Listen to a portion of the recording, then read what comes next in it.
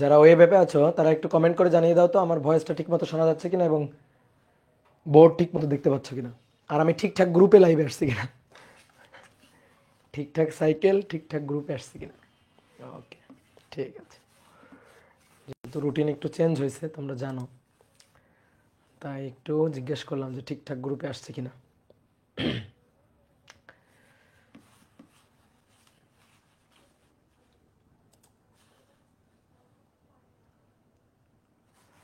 ভাই এফবিতে ক্লাস হচ্ছে না? হচ্ছে, ক্লাস হচ্ছে, এফবিতেও লাইভ হচ্ছে। দেখো এফবিতেও লাইভ হচ্ছে। হ্যাঁ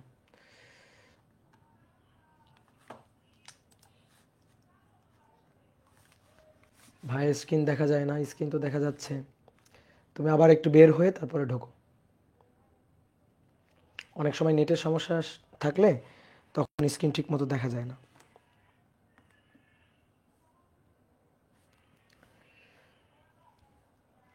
ওকে,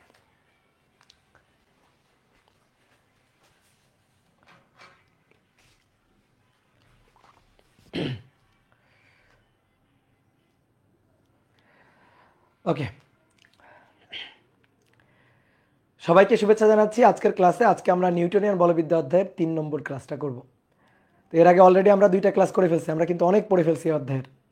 ঠিক আছে, আমাদের বোর্ড বই কিন্তু এত টপিক, এত ম্যাথ নাই।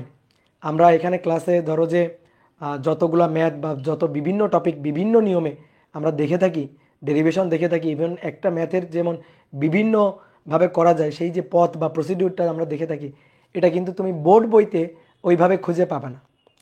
ঠিক আছে, আজকে 2 আওয়ার ক্লাস হবে কিনা? আজকে 2 আওয়ার ক্লাস হবে না, আজকে একটু কম ক্লাস নিব। আজকে একটা ছোট্ট টপিক পড়াবো, এই টপিকটা পড়াইতে যতক্ষণ এবং ওই টপিক রিলেটেড কয়েকটা ম্যাথ প্রবলেম সলভ করব। তো আশা করি 2 ঘন্টা হবে না, কিন্তু নিউটনিয়ান বলবিদ্যা অধ্যায়ের প্রত্যেকটা ক্লাস ধরে রাখো 2 ঘন্টার কাছাকাছি সময় ধরেই কিন্তু হবে। ঠিক আছে, তাহলে এই জিনিসটা মাথায় রাখিও, কারণ নিউটনিয়ান বলবিদ্যা অধ্যায় তো বড় একটা অধ্যায় এবং তোমাদের মনে করো যে সামনে পরীক্ষা চলে আসতেছে, সো আমাদের কিন্তু একটু তাড়াতাড়ি শেষ করতে হবে। তো অনেকে যুক্ত হয়ে যাচ্ছ দেখতে পাচ্ছি, তো তাড়াতাড়ি সবাই যুক্ত হয়ে যাও, আমরাও শুরু করে দিই। সবাই খাতা কলম নিয়ে বসে পড়ো। দেখো আজকে আমরা যে টপিকটা পড়বো সেটা হচ্ছে বলের ঘাত এবং ঘাত বল। বলের ঘাত এবং ঘাত বল, এটা তোমাদের 9-10-এ পড়া একটা টপিক। তোমরা কিন্তু 9-10-এ এই টপিকটা নিয়ে একটু হালকা পাতলা পড়াশোনা করছো, বাট আমরা এখন ইন্টার সিলেবাসে এই টপিকটাকে একেবারে মনে করো যে কাটাছেড়া করে এই টপিক রিলেটেড যা যা যত কিছু হইতে পারে সব কিছু এখন পড়বো আমরা। কি ক্লিয়ার? ওকে, তাহলে চলো। একজন বলছে ভাইয়া রুটিনটা আরেকবার বলেন। রুটিনটা দেখবা এই গ্রুপের, ফেসবুক গ্রুপের প্রথমে একেবারে কাভার ফটোতে দেওয়া আছে। ঠিক আছে ভাইয়া, আজকে কি অপার ভাইয়ের ক্লাস হওয়ার কথা?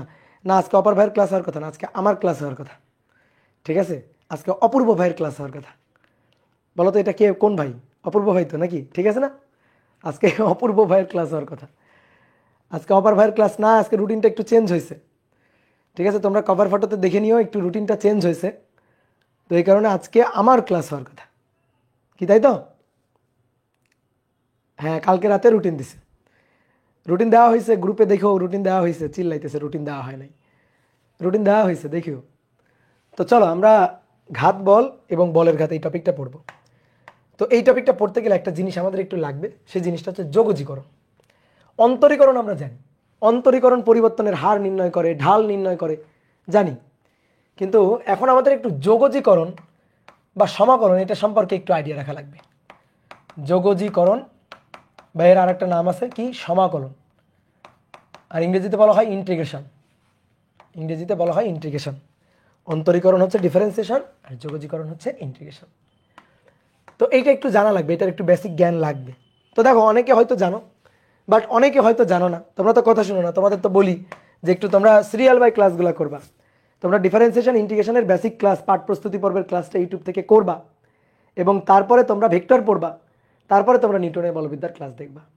তুমি যদি একবারে নিউটনের বলবিদ্যার ক্লাস দেখতে যাও তাহলে কিন্তু তোমার কাছে অনেক টপিক একটু কঠিন মনে হবে। বাট তুমি যদি ক্যালকুলাসের বেসিক জানো, তুমি যদি ভেক্টর অধ্যায়ের বেসিক তুমি পড়ে আসো, ভেক্টর অধ্যায় যদি তোমার খুব ভালোভাবে পড়া থাকে, তাহলে তোমার কাছে নিউটনিয়ান বলবিদ্যা পানি পানি, তাই না? তাই তো? তাহলে এবার আসো, দেখো যোগজীকরণ বা সমাকলন। তাহলে আমি ছোট্ট করে একটু তোমাদের আইডিয়া দিই। যোগজীকরণের সাহায্যে আমরা ক্ষেত্রফল বের করতে পারি। যোগজীকরণ নামের মধ্যেই এর কাজ আছে, যোগজীকরণ যোগ করা, ইন্টিগ্রেশন করা, যোগ করা, সমষ্টি বের করা। তা আমরা যোগজীকরণের সাহায্যে এই কাজটা করি। এখন তুমি বলতে পারো ভাই যোগজীকরণের দরকার কেন?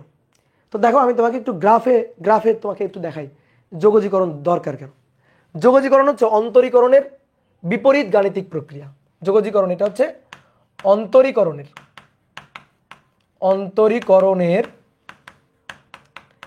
বিপরীত গাণিতিক প্রক্রিয়া।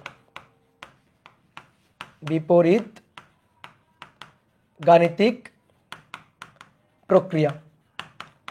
এই যোগজীকরণের সাহায্যে আমরা ক্ষেত্রফল পাই। যোগজীকরণের সাহায্যে ক্ষেত্রফল নির্ণয় করি। ক্ষেত্রফল নির্ণয় করা যায়, গ্রাফে ক্ষেত্রফল নির্ণয় করা যায়। তাহলে দেখো, ধরো কোনো একটা ফাংশন এফ অফ এক্স একটা ফাংশন, হ্যাঁ।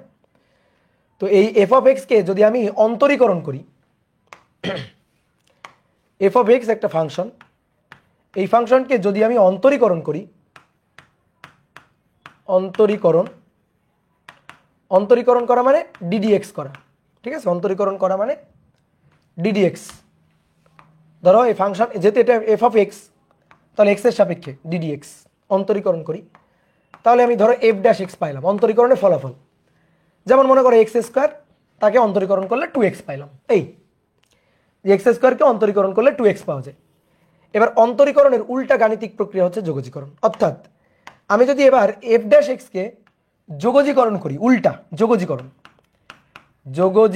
করি, যোগজীকরণ চিহ্ন হচ্ছে দেখো ডিডিএক্স যেমন ডিফারেন্সিয়াল অপারেটর, অন্তরীকরণ চিহ্ন আর কি, অন্তরীকরণ গাণিতিক চিহ্ন ডিডিএক্স ডিফারেন্সিয়াল অপারেটর, ঠিক তেমনি যোগজীকরণ গাণিতিক চিহ্ন এইটা এরকম একটু লম্বা, এসের মাথাটা ধরে একটু মাথা এবং পা ধরে একটু টান দিবা, তাহলে সে দেখবা সেটা যোগজীকরণ চিহ্ন হয়ে যাবে। এটা যোগজীকরণ চিহ্ন কার সাপেক্ষে? ধরো ডিএক্স, এক্স এর সাপেক্ষে। তাহলে এইটাকে যদি আমি এক্স এর সাপেক্ষে আবার যোগজীকরণ করি, তাহলে আমি আবার এফ অফ এক্স ফিরে পাবো। তাহলে ব্যাপারটা কেমন, যে যোগের বিপরীত গাণিতিক প্রক্রিয়া কি বিয়োগ, গুণের বিপরীত গাণিতিক প্রক্রিয়া কি ভাগ। ধরো তুমি মনে করো 10-এর সাথে 5 যোগ করছো, 15 পাইছো। এবার 15 থেকে তোমার আবার 10-এ ফেরত যাইতে হবে। তো তুমি 5 যোগ করে 15 পাইলা। এবার 15 থেকে কি করলে আবার 10 ফেরত পাবা? ওই 5টাকে কি করলে? বিয়োগ করলে। তাহলে যোগের গাণিতিক বিপরীত গাণিতিক প্রক্রিয়া বিয়োগ, ঠিক তেমনি গুণের ভাগ আর অন্তরীকরণ হচ্ছে যোগজীকরণ। কঠিন কিছুই না। এবার কোনো একটা ফাংশনকে যদি আমরা অন্তরীকরণ করতে চাই, তাহলে যেমন আমরা কি করি, ডিডিএক্স, ধরো এফ অফ এক্স কোনো একটা ফাংশনকে অন্তরীকরণ করব, ঠিক আছে। তো এফ অফ এক্স এই ফাংশনটাকে অন্তরীকরণ করা, ধরো এফ অফ এক্স হচ্ছে x to the power n, f of x হচ্ছে x to the power n. Normally আমাদের ফিজিক্সে সবচেয়ে বেশি এইটাই লাগে, অনেকগুলো সূত্র আছে তার মধ্যে এইটা সবচেয়ে বেশি লাগে। তাহলে সূত্রটা কি ছিল? সূত্রটা ছিল এক্স এর পাওয়ার যেটা আছে সেটা সামনে চলে আসবে আর এক্স পাওয়ার 1 থেকে কমে যাবে। একটা উদাহরণ দেখাই। উদাহরণটা হচ্ছে ধরো ডিডিএক্স এক্স টু দি পাওয়ার 3, তাহলে কি হবে? অন্তরীকরণ করলে 3 সামনে চলে আসলো, এবার এক্স এর পাওয়ার 3 ছিল 1 কমে যাবে, তাহলে 3 - 1 2 হবে। এই এক্স কিউব এটাকে যদি অন্তরীকরণ মানে পরিবর্তনের হার বের করা হয়, তাহলে 3x স্কোয়ার, আসলে এক্স কিউবের ঢাল হচ্ছে এটা হচ্ছে এক্স কিউবের ঢাল। তাহলে ঠিক একইভাবে এটা তো আমি তোমাকে অন্তরীকরণ দেখালাম, ঠিক একইভাবে যোগজীকরণ যদি দেখাই, তাহলে দেখো ঠিক একইভাবে যোগজীকরণ। ধরো কোনো একটা ফাংশনকে আমরা যোগজীকরণ করব, ধরো d d x x to the power n যোগজীকরণ করব। দেখো কি নিয়ম, যোগজীকরণ করলে যোগজীকরণ যদি করি তাহলে x to the power N আছে, যোগজীকরণ করবো এবার, তাহলে যোগজীকরণ করলে পাওয়ার যা আছে তার থেকে 1 বেড়ে যাবে, n+1 হবে। আগে কি ছিল, যেটা পাওয়ার আছে সেটা সামনে নেমে আসবে, পাওয়ার 1 কমে যাবে। উল্টা দেখো, পাওয়ার নেমে আসলো আগে, তারপরে পাওয়ার 1 কমে গেল, পুরো প্রসিডিউরটা উল্টা হবে। তাহলে শেষে কোনটা হয়েছে, পাওয়ার 1 কমে গেছে, তাহলে এবার প্রথমেই পাওয়ার 1 বেড়ে যাবে। তারপরে আগে কি হচ্ছিল, পাওয়ারটা সামনে এসে গুণ হচ্ছিল, 1 বেড়ে যাওয়ার পরে যে পাওয়ারটা হবে সেই পাওয়ারটা দিয়ে ভাগ হবে। মনে রাখা খুব সহজ, ঠিক আছে, মনে রাখা খুব সহজ। এখানে কি হলো, এন ছিল পাওয়ার, নেমে আসলো মানে সামনে এসে গুণ হলো, আর তারপরে 1 কমে গেল। এবার তাহলে কি হবে, উল্টা, অর্থাৎ প্রথমে 1 কমে না গিয়ে প্রথমে 1 বেড়ে যাবে। এবার 1 বেড়ে গেল, এন ছিল n+1 হলো যোগজীকরণ, আর যেটা হলো সেটা দিয়ে গুণ হবে না, সেটা দিয়ে ভাগ হবে n+1। তাহলে পাওয়ার নেমে আসলো, 1 কমে গেল অন্তরীকরণ, আর এবার এক কমে যাবে না, প্রথমে এক বেড়ে যাবে, উল্টা একেবারে ঠিক উল্টা। তাহলে প্রথমে এক বেড়ে যাবে, তারপরে সেই বেড়ে যাওয়া জিনিসটা দিয়ে ভাগ হবে। ঠিক আছে, বেড়ে যাওয়া জিনিসটা দিয়ে ভাগ হবে। আগে ভাগ হয়ে তারপরে বেড়ে যাবে তা না, আগে ভাগ হয়ে যায় তারপরে বেড়ে যাবে তা না, প্রথমে বেড়ে যাবে তারপরে সেটা দিয়ে ভাগ হবে। তাহলে এইটা হচ্ছে আমাদের যোগজীকরণ। তাহলে একটা উদাহরণ দেখি, যোগজীকরণ একটা উদাহরণ। যোগজীকরণের উদাহরণ হচ্ছে ডিডি এক্স, ধরো এক্স টু দি পাওয়ার 3। তাহলে এটা কি হবে, পাওয়ার কত আছে 3, তাহলে 3 এক বেড়ে যাবে 4 হবে, 3 + 1 4, যেটা হবে সেটা দিয়ে আবার ভাগ হবে, যেটা হয়ে যাবে সেটা দিয়ে আবার ভাগ হবে। এইটা হচ্ছে আমাদের যোগজীকরণ, বুঝলাম? এবার এই যোগজীকরণের সাহায্যে আমরা কি করি, আসলে ক্ষেত্রফল বের করি। ঠিক আছে, যোগজীকরণের সাহায্যে আমরা ক্ষেত্রফল নির্ণয় করতে পারি। তো তোমাকে দেখো আমি একটা গ্রাফ দিচ্ছি, গ্রাফ দিয়ে তোমাকে আমি বললাম যে এই গ্রাফ থেকে আমাকে এই ক্ষেত্রফলটা বের করে দাও। ধরো এটা ওয়াই অক্ষ আর এটা এক্স অক্ষ। তাহলে তুমি তো জানো যে y equal to m x বা ওয়াই ইকুয়াল টু ধরো 2x, এটা কেমন রেখা বলো তো? ওয়াই ইকুয়াল টু tx, মূল বিন্দুগামী সরল রেখা, তাই না? কথা বুঝছো? মূল বিন্দুগামী সরল রেখা। ওয়াই ইকুয়াল টু 2x, মূল বিন্দুগামী সরল রেখা। তো এখন আমরা এখান থেকে একটা ক্ষেত্রফল বের করতে চাই। তো দেখো এখনো কিন্তু কোনো ক্ষেত্রফল হয়নি, কিন্তু আমি যদি তোমাকে এবার বলি এক্স অক্ষ ওয়াই ইকুয়াল টু 2x রেখা এবং এবং এবং মনে করো এক্স ইকুয়াল টু 3 রেখা, তাই না? এক্স ইকুয়াল টু 3 একটা সরল রেখা না? এক্স ইকুয়াল টু 3 রেখা, ওয়াই ইকুয়াল টু 2x রেখা এবং এক্স অক্ষ, এই তিনটা রেখা দ্বারা আবদ্ধ ক্ষেত্রফলটা আমাকে একটু বের করে দাও। তাহলে দেখো আমি একটা আবদ্ধ ক্ষেত্রফলটাকে মার্ক করে দিচ্ছি তোমাকে, এইটা হচ্ছে আবদ্ধ ক্ষেত্রফল। এই আবদ্ধ ক্ষেত্রফলটা বের করে দাও। দেখো তো ভাইয়া, এটা একটা ত্রিভুজ না? এটা একটা ত্রিভুজ না, বলো তো এটা একটা ত্রিভুজ কিনা? এই ত্রিভুজের ক্ষেত্রফলটা বের করতে হবে। তো ত্রিভুজের ক্ষেত্রফল বের করার কি উপায়? হাফ ইন্টু ভূমি ইন্টু উচ্চতা। তো ত্রিভুজের ক্ষেত্রফল বের করে ফেলবো। ক্ষেত্রফল ক্ষেত্রফল তাহলে হাফ ইন্টু ভূমি গুণ উচ্চতা, তাহলে হাফ ইন্টু ভূমি। দেখো তো এটা x equal to 3, x equal to 3, তাহলে এখান থেকে এই পর্যন্ত এই ভূমি মানটা 3 না? 3 ইন্টু উচ্চতা, উচ্চতা এতটুকু না? উচ্চতা এতটুকু। তো এইটা কি ওয়াই ইকুয়াল টু 2x, তাহলে এই পয়েন্টের স্থানাঙ্ক হচ্ছে এক্স ইকুয়াল টু 3। ভালো করে দেখো, এক্স এর মান 3, ওয়াই স্থানাঙ্ক কত?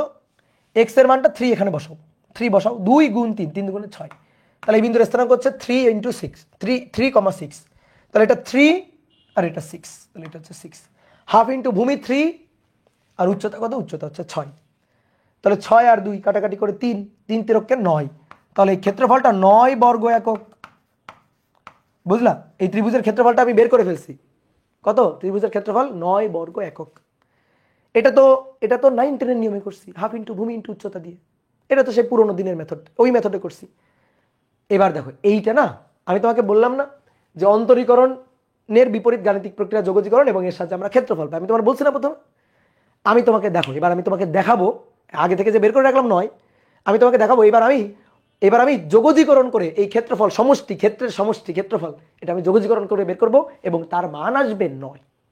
এটা আসতে হবে, এটাই আমি তোমাকে বের করে দেখাবো। তুমি আমাকে এখন যদি জিজ্ঞেস করো ভাই কেমনে ক্ষেত্রফল পাওয়া যায়, এটা কিন্তু আমাকে জিজ্ঞেস করিও না এখন, কারণ এই জিনিসের উত্তর দিবে তোমাকে মনে করো তোমাদের ম্যাথের অভিভায়া। ঠিক আছে, ম্যাথের অভিভাবক উত্তর দিবে কেমনে ক্ষেত্রফল পাওয়া যায়।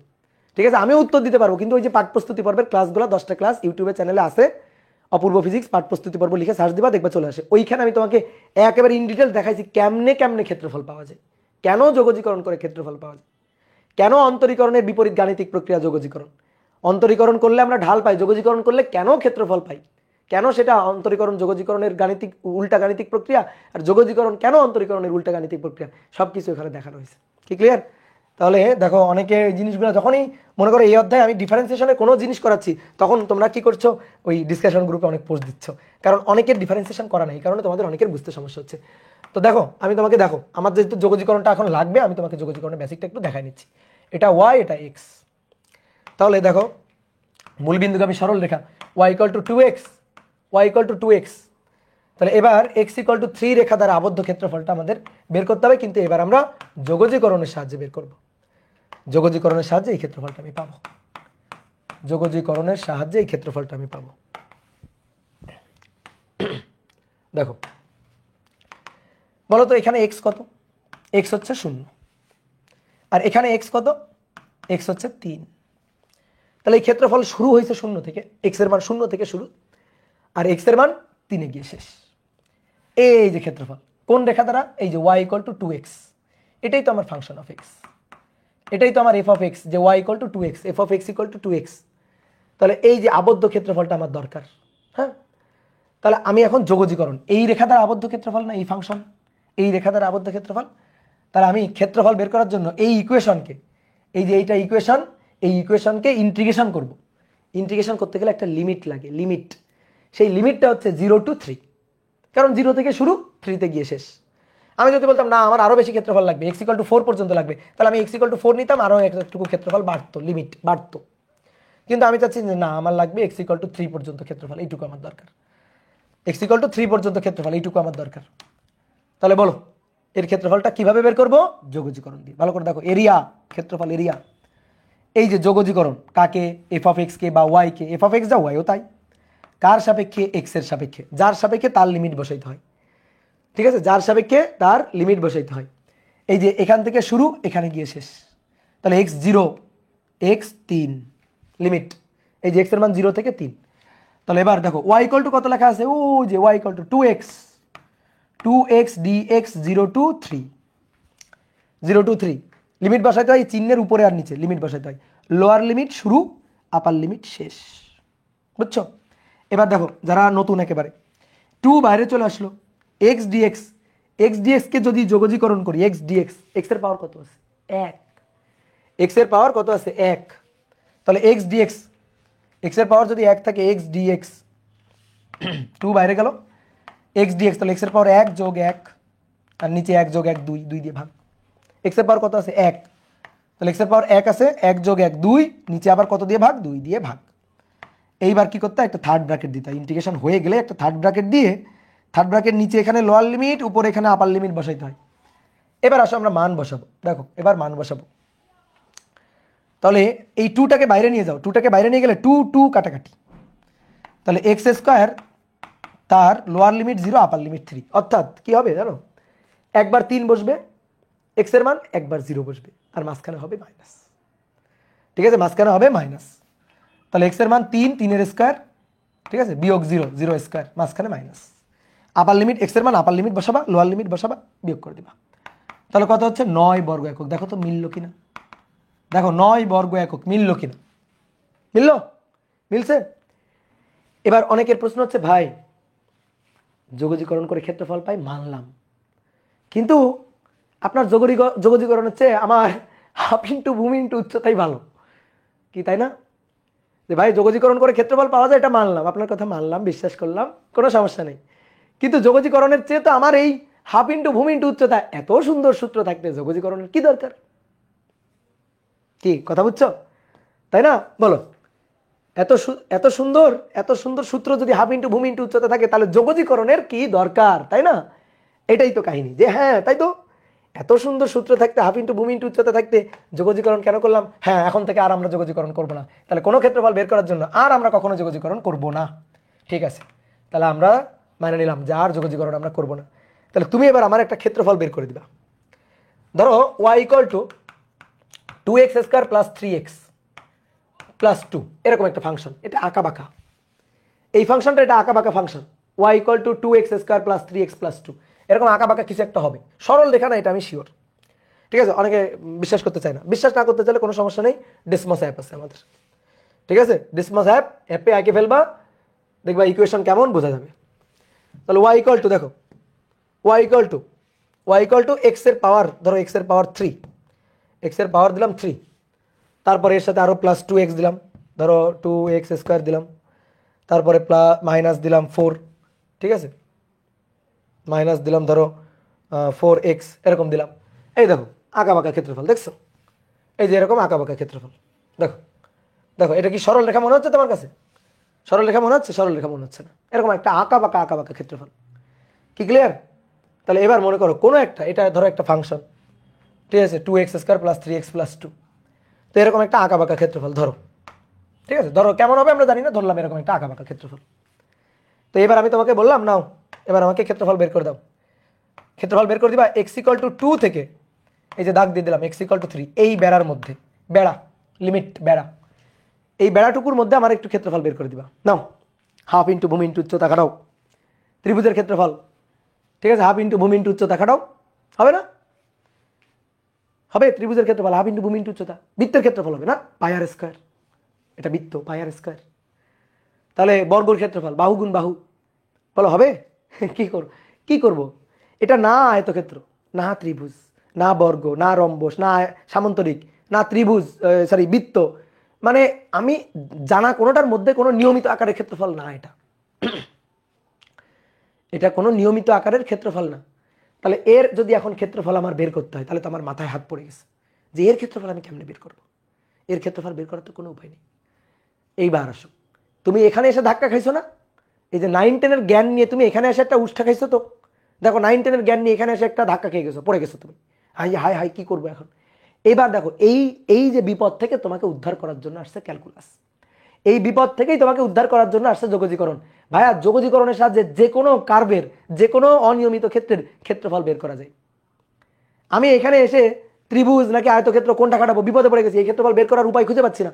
এই উপায়টাই হচ্ছে যোগজীকরণ। তুমি যোগজীকরণ করো, এই ক্ষেত্রফল বের হয়ে যাবে। ঠিক আছে, যোগজীকরণ করলেই এই ক্ষেত্রফলটা তুমি পেয়ে যাবে।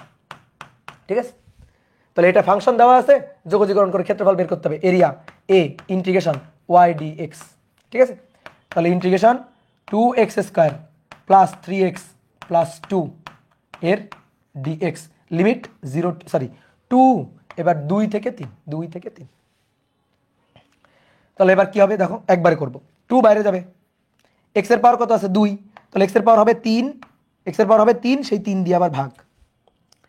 তারপরে 3 বাইরে যাবে, x এর পাওয়ার আছে কত 1, তাহলে x এর পাওয়ার 1, তাহলে x এর পাওয়ার বেড়ে 2 হবে, সেই 2 দিয়ে আবার ভাগ। বুঝলা কি ক্লিয়ার? তারপরে 2 ধ্রুবক বাইরে যাবে, 2 ধ্রুবক বাইরে যাবে, কিন্তু 2 এর সাথে গুণ আকারে আছে 1, ওই 1 এর জন্য x হবে। অনেকে এটা বুঝেনি, দেখো তো 2 dx, আসো 2 dx, 2 তো বাইরে চলে গেল, তাহলে ভিতরে কে পড়ে থাকলো dx, dx এর সামনে কত আছে 1, তাহলে 1 মানে x⁴ dx। বুঝলা, 2 গেল বাইরে, x⁴, তাহলে x⁴ plus 1 divided by 0 plus 1 মানে 1, তাহলে কত হলো 2x। নাও একেবারে ভেঙে ভেঙে দেখালাম। অথবা আরেকটা কাজ করা যায়, অথবা এই জিনিসটাকে আরেকটু সহজে বলা যায়, বলো তো ddx, x কত হয় 1 হয় না, 1, x কে x এর সাপেক্ষে করলে 1। অন্তরীকরণের উল্টা গাণিতিক প্রক্রিয়া হচ্ছে যোগজীকরণ। তাহলে x কে যদি অন্তরীকরণ করলে 1 পাওয়া যায়, তাহলে 1 কে কি করলে x পাওয়া যাবে যোগজীকরণ করলে, তাহলে 1 কে এই যে 1 কে যোগজীকরণ করলে x এর সাপেক্ষে যোগজীকরণ করলে কি পাওয়া যাবে, x পাওয়া যাবে। বুঝলা, তাহলে যোগজীকরণ হয়ে গেছে, 2 বাইরে গেল, x⁴, 2 বেড়ে 3 হলো, 3 দিয়ে ভাগ হলো, 3 বাইরে গেল, x⁴ আছে, 1 বেড়ে 2 হলো, 2 দিয়ে ভাগ হলো, 2, তাহলে 2 ইন্টু x। তাহলে এবার লিমিট বসাই দাও, এবার লিমিট বসাই দাও, এবার লিমিট বসাই দিবা কত 2 আর 3, একবার 3 বসাবা, একবার 2 বসাবা, বসা বিয়োগ করবা, মানে ব্যাপারটা হচ্ছে এরকম। দেখো 2 3³ divided by 3 plus 3² divided by 2 plus 2 into 3, এবার মাইনাস 2 বসায় বিয়োগ করব, তাহলে 2³ ডিভাইডেড বাই 3, তারপরে মাইনাস 2² ডিভাইডেড বাই 2, এবার মাইনাস 2 ইন্টু 2, 2 ইন্টু 2। তাহলে এবার তুমি হিসাব নিকাশ করো, হিসাব নিকাশ করলে আমি শিওর তুমি পাবা,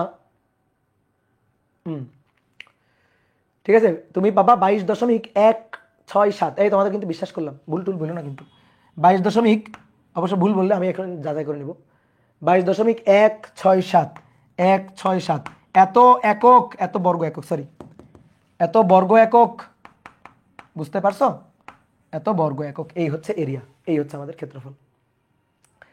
তাহলে আমরা বলো কি কি উপকারটা পাইছি যোগজীকরণের সাহায্যে, কি উপকারটা পাইছি বলো, যোগজীকরণের সাহায্যে কি উপকারটা পাইছি? যোগজীকরণের সাহায্যে যে কোনো অনিয়মিত ক্ষেত্রফল বের করা যায়, যেটা আমরা আগে পারতাম না। বলো, যোগজীকরণের সাহায্যে আমরা কি উপকারটা পাইছি? যে কোনো অনিয়মিত ক্ষেত্রের ক্ষেত্রফল ইজিলি বের করা যায়। এইবার শোনো, মজার ব্যাপার বলি, এটা হাতে করতে আমার অনেক সময় নষ্ট হয়েছে না, এইটা না আমি খুব সহজে ক্যালকুলেটারে হিসাব করে ফেলতে পারি, খুব সহজে ক্যালকুলেটারে। আসলে এটা দিয়ে শুরু করি।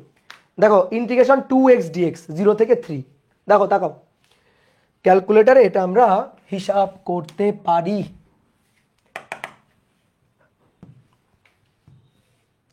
তো দেখো আমার কাছে তো এরকম একটা ক্যালকুলেটর আছে, এই দেখো ক্যালকুলেটারে এই যে যোগজীকরণ চিহ্ন থাকে, এই যে চিহ্ন, যোগজীকরণ চিহ্ন, পুরো চিহ্নটা বসাবা।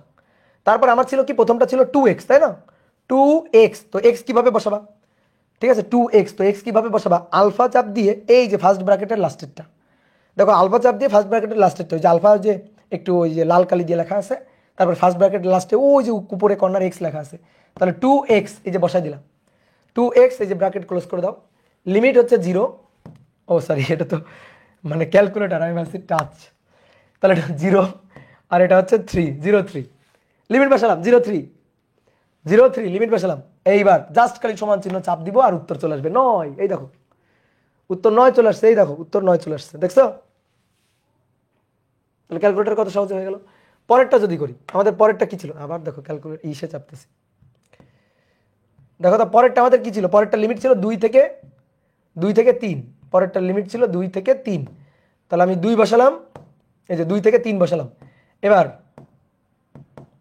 দেখো কি ছিল জানো, 2x² + 3x + 2 বসাই দিবা, 2x², এই যে স্কোয়ার, 2x² + 3x 3 আলফা দিয়ে x + 2, এই যে বসালাম, দিয়ে সমান চিহ্ন, তাহলে 133.6, দেখি কত আসে, এই যে 22.166, ঠিক আছে 22.166, এই দেখো চলে আসছে। খুবই সহজ, তুমি মোবাইলের ব্যবহার পারলে এর ব্যবহার পারবা, মোবাইলের ব্যবহার পারলে তুমি ক্যালকুলেটার ব্যবহার পারবা, ক্যালকুলেটারে একবার তুলে দিবা, এই যে ইন্টিগ্রেশন সাইন সহ তুলে দিবা, বুঝছো? তাহলে ক্যালকুলেটার কত সহজে লিমিট বসে ইন্টিগ্রেশন করে ফেলতে পারি আমরা, তাই না? কি ক্লিয়ার? তাহলে দেখো মিলে গেছে উত্তর। তাহলে আমরা ক্যালকুলেটারের সাহায্যে, দেখো ক্যালকুলেটারের সাহায্যে যোগজীকরণ ব্যবহার করে আমরা যে কোনো অনিয়মিত ক্ষেত্রের ক্ষেত্রফল বের করতে পারি, এটাই আমাদের টার্গেট। তাহলে কোনো একটা অনিয়মিত ক্ষেত্র দিল, ধরো এরকম একটা অনিয়মিত ক্ষেত্র দিল, দিয়ে বললো না এই ক্ষেত্রফলটা বের করো, কি করবা? যোগজীকরণ, ইন্টিগ্রেশন, ঠিক আছে? কথা বুঝছো? যদি নিয়মিত ক্ষেত্র হইতো তাহলে আর এটা লাগতো না, কিন্তু অনিয়মিত ক্ষেত্র, যদি আয়তক্ষেত্র হতো তার গুণ প্রস্থ খাটাই দিতাম, ঠিক আছে, দৈর্ঘ্য গুণ প্রস্থ করে দিতাম। আয়তক্ষেত্র হলে, ত্রিভুজ হলে হাফ ইন্টু ভূমি ইন্টু উচ্চতা করে দিতাম, কিন্তু অনিয়মিত ক্ষেত্র হলে কি করবো, উপায় নেই, তখন এটা করতে হবে। আসো এবার আমরা পড়ায় যাই। আমরা আজকে পড়বো হচ্ছে বলের ঘাত, ঘাত বল, বলের ঘাত ও ঘাত বল। শোনো, যদি কোনো বস্তুর উপর অধিক মানের বল খুব অল্প সময়ে ক্রিয়ারত হয়, তাহলে সেই বলকে বলা হয় ঘাত বল, অর্থাৎ প্রযুক্ত বলের ক্রিয়াকাল হবে খুবই ক্ষুদ্র। ঘাত বল এর বৈশিষ্ট্য হচ্ছে,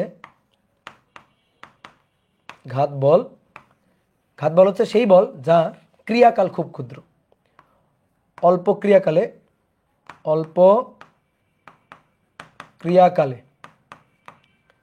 বা ক্ষুদ্র ক্রিয়াকালে বস্তুর উপর ক্রিয়ারত বল, এটাই হচ্ছে ঘাত বল। বস্তুর উপর ক্রিয়ারত বল, এটা হচ্ছে ঘাত বল। বল তো অনেক ধরনের হয়, টান বল, ধাক্কা বল, স্পর্শ বল, ঠিক আছে, তারপরে মনে করো যে ঘর্ষণ বল, হ্যাঁ এরকম বহুত ধরনের বল হয়, ঠিক আছে, সান্দ্র বল, মহাকর্ষ বল, অভিকর্ষ বল, তড়িৎ বল, চৌম্বক বল, অনেক ধরনের বল হয়। তো তার মধ্যে একটা বল হচ্ছে ঘাত বল। তো ঘাত বল কাকে বলে? ঘাত বল হচ্ছে কোনো বস্তুর উপর ধরো বল প্রযুক্ত হলো, কিন্তু বলের প্রযুক্ত হওয়ার ক্রিয়াকালটা খুব ক্ষুদ্র, তাহলে সেই বলটা হচ্ছে ঘাত বল। উদাহরণ দিলে তুমি ব্যাপারটা আরো ভালো বুঝবা। ধরো বোলার, ঠিক আছে, ক্রিকেট খেলায় বোলার ধরো বল করছে, ব্যাটসম্যান ব্যাট দিয়ে বলটাকে দুম করে আঘাত করলো, তাহলে ব্যাট আর বলের সংঘর্ষে ক্রিকেট বলের উপর ব্যাট কর্তৃক একটা ধাক্কা প্রযুক্ত হইল, তাহলে এই যে ধাক্কাকালীন যে সময়টা, এই সময়টা খুবই ক্ষুদ্র না? ধর 0.002 সেকেন্ড বা 0.01 সেকেন্ড, এরকম একটা সময়। এই সময়ে ক্রিকেট বলের উপর ব্যাট কর্তৃক যে গড় বলটা প্রযুক্ত হলো, সেটাই হচ্ছে ঘাত বল। দেখো খুবই অল্প সময়ে ব্যাট কর্তৃক বলের উপর, ক্রিকেট বলের উপর বল প্রযুক্ত হয়েছে, তাহলে এটা হচ্ছে একটা ঘাত বল। তারপরে এই যে র্যাকেট খেলায়, ব্যাডমিন্টন খেলায়, যে যে ব্যাডমিন্টন খেলার যে এটাকে কি বলে ভুলে গেলাম, ওটাকে যখন আমরা ব্যাডমিন্টন যখন র্যাকেট দিয়ে আমরা যখন এটাকে আঘাত করি, তখন এর উপর যে বলটা প্রযুক্ত হয়, সেটাও একটা ঘাত বল। কি কথা বোঝা গেছে? তারপরে মনে করো রাস্তা দিয়ে একটা ট্রাক যাচ্ছে, হঠাৎ করে ট্রাকটা নিয়ন্ত্রণ হারিয়ে মনে করো যে রাস্তার পাশের একটা গাছের সাথে বা রাস্তার পাশের একটা দেওয়ালের সাথে দুম করে গিয়ে ধাক্কা লাগলো, তাহলে এই যে দুম করে গিয়ে যখন ধাক্কাটা লাগলো, এই ধাক্কাকালীন সময়ে এই ট্রাকটা গিয়ে দেওয়ালের উপর যে বলটা প্রযুক্ত করতেছে সেই বলটা হচ্ছে একটা ঘাত বল। আমি ভূমির একটা সার্টেন উচ্চতা থেকে ধরো 10তলা বিল্ডিংয়ের উপর থেকে বা 8তলা বিল্ডিংয়ের উপর থেকে একটা বস্তুকে ফেলে দিলাম, মাটিতে গিয়ে যখন পড়লো তখন মাটিতে গিয়ে যখন পড়ছে তখন এরকম দুম করে মাটিতে গিয়ে আঘাত করছে, তাহলে আঘাতকালীন সময় যে বলটা প্রযুক্ত হয়েছে সেটা হচ্ছে ঘাত বল। তাহলে আমি যতগুলো উদাহরণ দিলাম তুমি দেখতে পাচ্ছ এই উদাহরণগুলোর সাথে সংঘর্ষ বা ধাক্কার একটা সম্পর্ক আছে, সংঘর্ষ বা ধাক্কা এর একটা সম্পর্ক আছে, তুমি বুঝতে পারতেছ? তাহলে ঘাত বল প্রযুক্ত হবে সংঘর্ষ বা ধাক্কা এরকম কোন একটা সময়, মানে ঘাত বলের সাথে ধাক্কা সংঘর্ষ থাকবে, অতপ্রতভাবে জড়িত থাকবে। মনে করো কোনো একটা বস্তুকে আমি ধরো যে এই তারটাকে এভাবে টানতেছি, এভাবে তারটাকে টানতেছি, তাহলে এই তারে যে বলটা প্রযুক্ত করতেছি এভাবে ধরে টান টান করে রাখছি, তারে যে বলটা আমি প্রযুক্ত করতেছি, তাহলে এটা হচ্ছে একটা ঘাত বল। তারপর মনে করো একটা ব্লককে আমি ঠেলে ঠেলে নিয়ে যাচ্ছি, বা আমার কাছে এই চেয়ারটা আছে, আমি চেয়ারটাকে এইভাবে টেনে নিয়ে আসলাম, এই চেয়ারের উপর যে বলটা আমি প্রযুক্ত করলাম সেই বলটা কি ঘাত বল? উত্তর হচ্ছে না, সেই বলটা ঘাত বল না। ঠিক আছে, এই বলটা ঘাত বল হবে না। আমি মনে করো চেয়ারকে টেনে টেনে নিয়ে আসতেছি, তাহলে আমি চেয়ারের উপর যে বলটা প্রযুক্ত করতেছি এটা টান বল, এটা ঘাত বল না, এই টান বলটাকে ঘাত বল বলা হবে না, কারণ ক্রিয়াকালটা খুব ক্ষুদ্র সময় না। বুঝতে পারছো? আমি দড়িটাকে ধরে এভাবে টানতেছি, অনেকক্ষণ ধরে টানতেছি, টান বল অনেকক্ষণ, যতক্ষণ ধরে আমি টানবো ততক্ষণ টান বল প্রযুক্ত হবে, তাহলে এটা কিন্তু ঘাত বল না। কিন্তু আমি এই চেয়ারটা ধরে যদি এভাবে ধরে দেওয়ালে ছুঁড়ে মারি, দেওয়ালে গিয়ে যখন ধাক্কা লাগবে, দুম করে ধাক্কা লাগবে, তখন যে বলটা প্রযুক্ত হবে সেটা হচ্ছে ঘাত বল। এটাই হচ্ছে ঘাত বল। ঘাত বলের ব্যাপারটা বুঝলা? এবার এই বল আর বলের ক্রিয়াকালের যে গুণফল এটাকেই বলা হচ্ছে বলের ঘাত, that is impulse of force. বলের ঘাতকে ইংরেজিতে বলা হয় ইম্পালস অফ ফোর্স। তাহলে প্রযুক্ত বল ও বলের ক্রিয়াকালের গুণফল, বলের ক্রিয়াকালের প্রযুক্ত বল ও বলের ক্রিয়াকালের গুণফলকে বলের ঘাত বলে। বলের ঘাত বা ইম্পালস অফ ফোর্স বলে, ইম্পালস অফ ফোর্স। তাহলে বল আর বলের ক্রিয়াকালের গুণফল। বলের ঘাতকে আমরা জে দিয়ে প্রকাশ করি, জে দিয়ে প্রকাশ করি। ঠিক আছে, বলের ঘাতকে আমরা জে দিয়ে প্রকাশ করি। তাহলে ধরো এই যে একটা বস্তু, এই বস্তুটা গিয়ে দেওয়ালে, এটা একটা দেওয়াল, এই দেওয়ালে গিয়ে যখন ধাক্কা লাগছে, এই যে ধাক্কা লাগলো, দেওয়ালে গিয়ে ধাক্কা লাগলো, ধরো দেওয়ালে গিয়ে একটা বেগ নিয়ে গিয়ে ধাক্কা লাগলো, তাহলে ধাক্কার সময় ধরো সময়কালটা, ক্রিয়াকালটা, ধাক্কা কাল, সংঘর্ষ কাল, এই সংঘর্ষ কালটা প্রযুক্ত বলের এই সংঘর্ষ কালটা, এটাকে তুমি ডেল টি বলতে পারো বা এটাকে তুমি টি বলতে পারো। ঠিক আছে, ডেল টি বা টি। আর এই সময়ে যে বলটা প্রযুক্ত হলো দেওয়াল কর্তৃক বলের উপর যে বলটা প্রযুক্ত হবে বা বল কর্তৃক দেওয়ালের উপর যে বলটা প্রযুক্ত হবে, মানে ক্রিয়া প্রতিক্রিয়া, ধাক্কাকালীন ক্রিয়া প্রতিক্রিয়া আর কি। তাহলে যে বলটা প্রযুক্ত হবে, যে গড় বলটা এখানে প্রযুক্ত হবে, সেই বল আর বলের ক্রিয়াকালের গুণফলকে বলা হচ্ছে ঘাত বল, বলের ঘাত। তাহলে এফ ইন্টু কি ডেল টি, বা জে ইকুয়াল টু কি এফ ইন্টু টি। ঠিক আছে, তাহলে এফ হচ্ছে বল আর টি হচ্ছে বলের ক্রিয়াকাল। কি বুঝতে পারছো? ক্লিয়ার? এবার বলো বলের ঘাত এটা কি রাশি? বলের ঘাত এটা কি রাশি? এটা অবশ্যই ভেক্টর রাশি, এটা ভেক্টর রাশি। কিভাবে একটা ভেক্টর রাশি? যে এটা সমান সমান এফ ইন্টু টি, তাই না? টি তো স্কেলার, কিন্তু বল কি রাশি? ভেক্টর। তাহলে একটা স্কেলারের সাথে একটা ভেক্টর গুণ হলে, তোমাকে আমি শিখাইছিলাম একটা স্কেলারের সাথে একটা ভেক্টর গুণ হলে কি হয়, একটা স্কেলার রাশির সাথে একটা ভেক্টর রাশি গুণ হলে ফলাফলটা যেটা হয় সেটা কি হয়? ভেক্টর, তাই না? শিখেছিলাম না ভেক্টর অধ্যায়, যে ভেক্টর রাশির গুণন হয় তিন ধরনের, স্কেলারের সাথে ভেক্টরের গুণন, ভেক্টরের সাথে ভেক্টরের ডট গুণন, ভেক্টরের সাথে ভেক্টরের ক্রস গুণন। তো এটা তো ভেক্টরের সাথে স্কেলারের গুণন, তাহলে স্কেলার রাশির সাথে ভেক্টর রাশি গুণ হবে, কি ফলাফলটা কি হবে? ফলাফলটা হবে হচ্ছে ভেক্টর। কি ক্লিয়ার? মনে করো কোনো একটা বস্তুর উপর বল প্রযুক্ত হলো, বস্তুর উপর ক্রিয়ারত বল, বস্তুর উপর ক্রিয়ারত একটা বল এফ, এটা ইকুয়াল টু মনে করো ভেক্টর ফরম্যাটে 3i - 4j এত নিউটন, এই বলটা প্রযুক্ত হলো। বলের ক্রিয়াকাল, এই ক্রিয়াকালটা টি মনে করো 0.1 সেকেন্ড, 0.1 সেকেন্ড। তাহলে বলের ঘাত কত? বলের ঘাতের মান কত? বলো, বলের ঘাত ও এর মান কত বের করা যাবে না? বলের ঘাত কত এবং বলের ঘাতের মান কত? তাহলে বলের ঘাত যে, বলের ঘাত জে, তাহলে J equal to F F T, ঠিক আছে, J equal to F T. তো এফ কত, 3i মাইনাস 4j নিউটন, এত নিউটন, তার সাথে টি গুণ, তো টি হচ্ছে ক্রিয়াকাল 0.1 সেকেন্ড। তাহলে এবার এর সাথে যদি এটা গুণ হয় তাহলে 0.3i মাইনাস 0.4j, এত, ঠিক আছে, এত। একক কি হবে, এটার একক কি হবে বলো, Newton second, Newton second, NS. বলের একক কি, নিউটন, আর সময়ের একক সেকেন্ড, তাহলে নিউটন সেকেন্ড। কি ক্লিয়ার?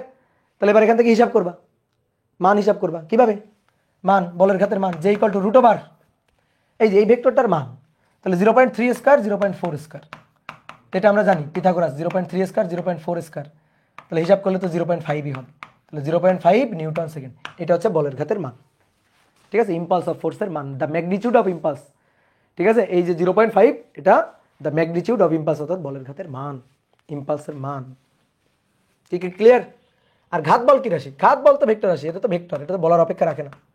ঘাত বল, সে ঘাত কি বল, তার পদবী কি বল, তাই না, পদবী কি বল, এই বল কিন্তু একটা পদবী জানো, ঠিক আছে। আমাদের সাথে আমার একটা ফ্রেন্ড ছিল, ঠিক আছে, ও ফ্রেন্ড ছিল আমার সাথে, কলেজ স্কুলে পড়তো, কলেজেও পড়তো, ওর নাম ছিল অভিজিৎ বল, ঠিক আছে, বল এটা কিন্তু একটা পদবী,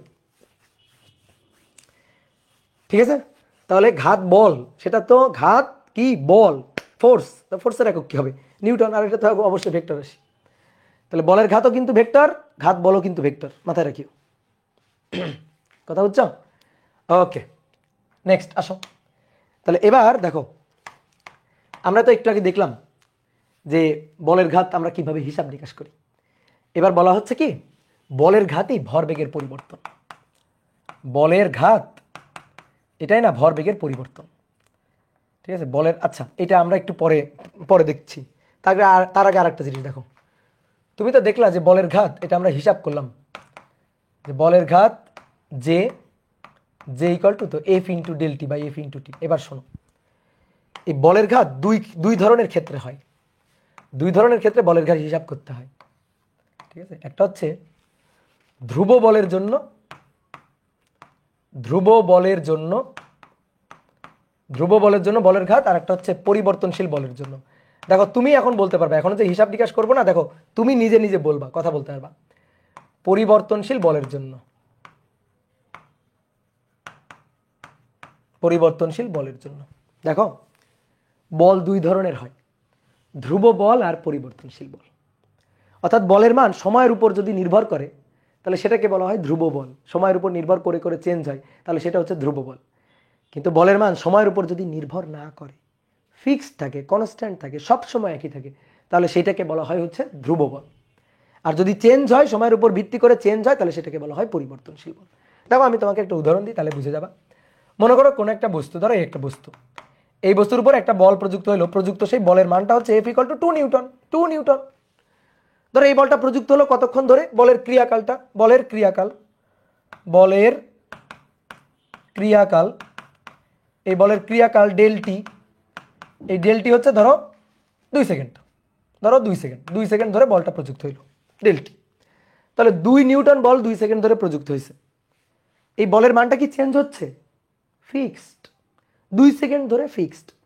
অর্থাৎ ধরো 0 থেকে শুরু, টি ইকুয়াল টু 0 তে শুরু, তো টি ইকুয়াল টু 1 সেকেন্ড, মানে টি ইকুয়াল টু 0.1 সেকেন্ড পর, 0.1 সেকেন্ড পর বলের মান 2 নিউটন, 0.2 সেকেন্ড পর বলের মান 2 নিউটন, 0.5 সেকেন্ড পর বলের মান 2 নিউটন, 1 সেকেন্ড পর 2 নিউটন, 2 সেকেন্ড ধরে বলের মান 2 নিউটন। অর্থাৎ বল যতক্ষণ ক্রিয়াশীল, বলের মানটা চেঞ্জ হয়নি, ফিক্সড আছে, দ্যাট ইজ ধ্রুব বল, কনস্ট্যান্ট ফোর্স, ঠিক আছে। কিন্তু বলটা যদি পরিবর্তনশীল হয়, কিভাবে হবে? ধরো একটা বস্তু, এই বস্তুর উপর বল প্রযুক্ত হলো, যে বলটা সময়ের ফাংশন, ধরো এফ ইকুয়াল টু আমি বললাম 2t নিউটন, 2t নিউটন। এইবার ধরো এবার যদি বল প্রযুক্ত হয় 2 সেকেন্ড ধরে, তাহলে সবসময় বলের মান কিন্তু 2t, মানে 2 একটা ফিক্সড মান না। কেন? ধরো যদি আমি বলি যখন সময় 1 সেকেন্ড, ধরো ক্রিয়াকাল 2 সেকেন্ড, তো যখন সময় 1 সেকেন্ড তখন বলের মান 2 নিউটন, কারণ টি এর মান 1 বসালে বলের মান 2।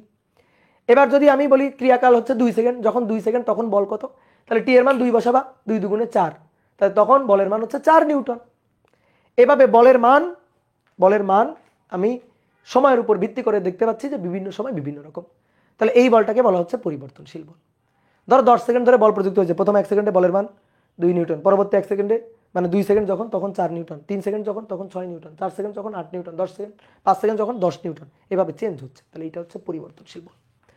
এইবার আসো, ওইটা বাদ দাও, এইটার জন্য আসো, আমরা বলের ঘাত বের করব। তো বলের ঘাতের সূত্র কি? বলের ঘাতের সূত্র হচ্ছে জে ইকুয়াল টু, দেখো ভালো করে খেয়াল করবা, j equal to f into t by f into del t, তাই তো? এটাই তো। আচ্ছা, আমি যদি গ্রাফ থেকে হিসাব করি, গ্রাফ থেকে আমরা একটু গ্রাফ থেকে হিসাব করতে চাই, বলের ঘাতটা গ্রাফ থেকে হিসাব করতে চাই। ওকে, তাহলে এটা হচ্ছে সময় টি, আর এখানে নিব বল এফ, তাই তো? তাহলে প্রযুক্ত বলের মান তো ফিক্সড মান, তাহলে একটা ফিক্সড মান, ফিক্সড একটা মান, ঠিক আছে? দেখো বলের মান ফিক্সড, বুঝছো না বুঝো নাই? বলো, এটা হচ্ছে বলের মান ফিক্সড হয়েছে না? বলের মান ফিক্সড না, সময় সময় যাচ্ছে, দেখো বলের মান আস্তে আস্তে আস্তে আস্তে চেঞ্জ হচ্ছে, কমতেছে বলের মান।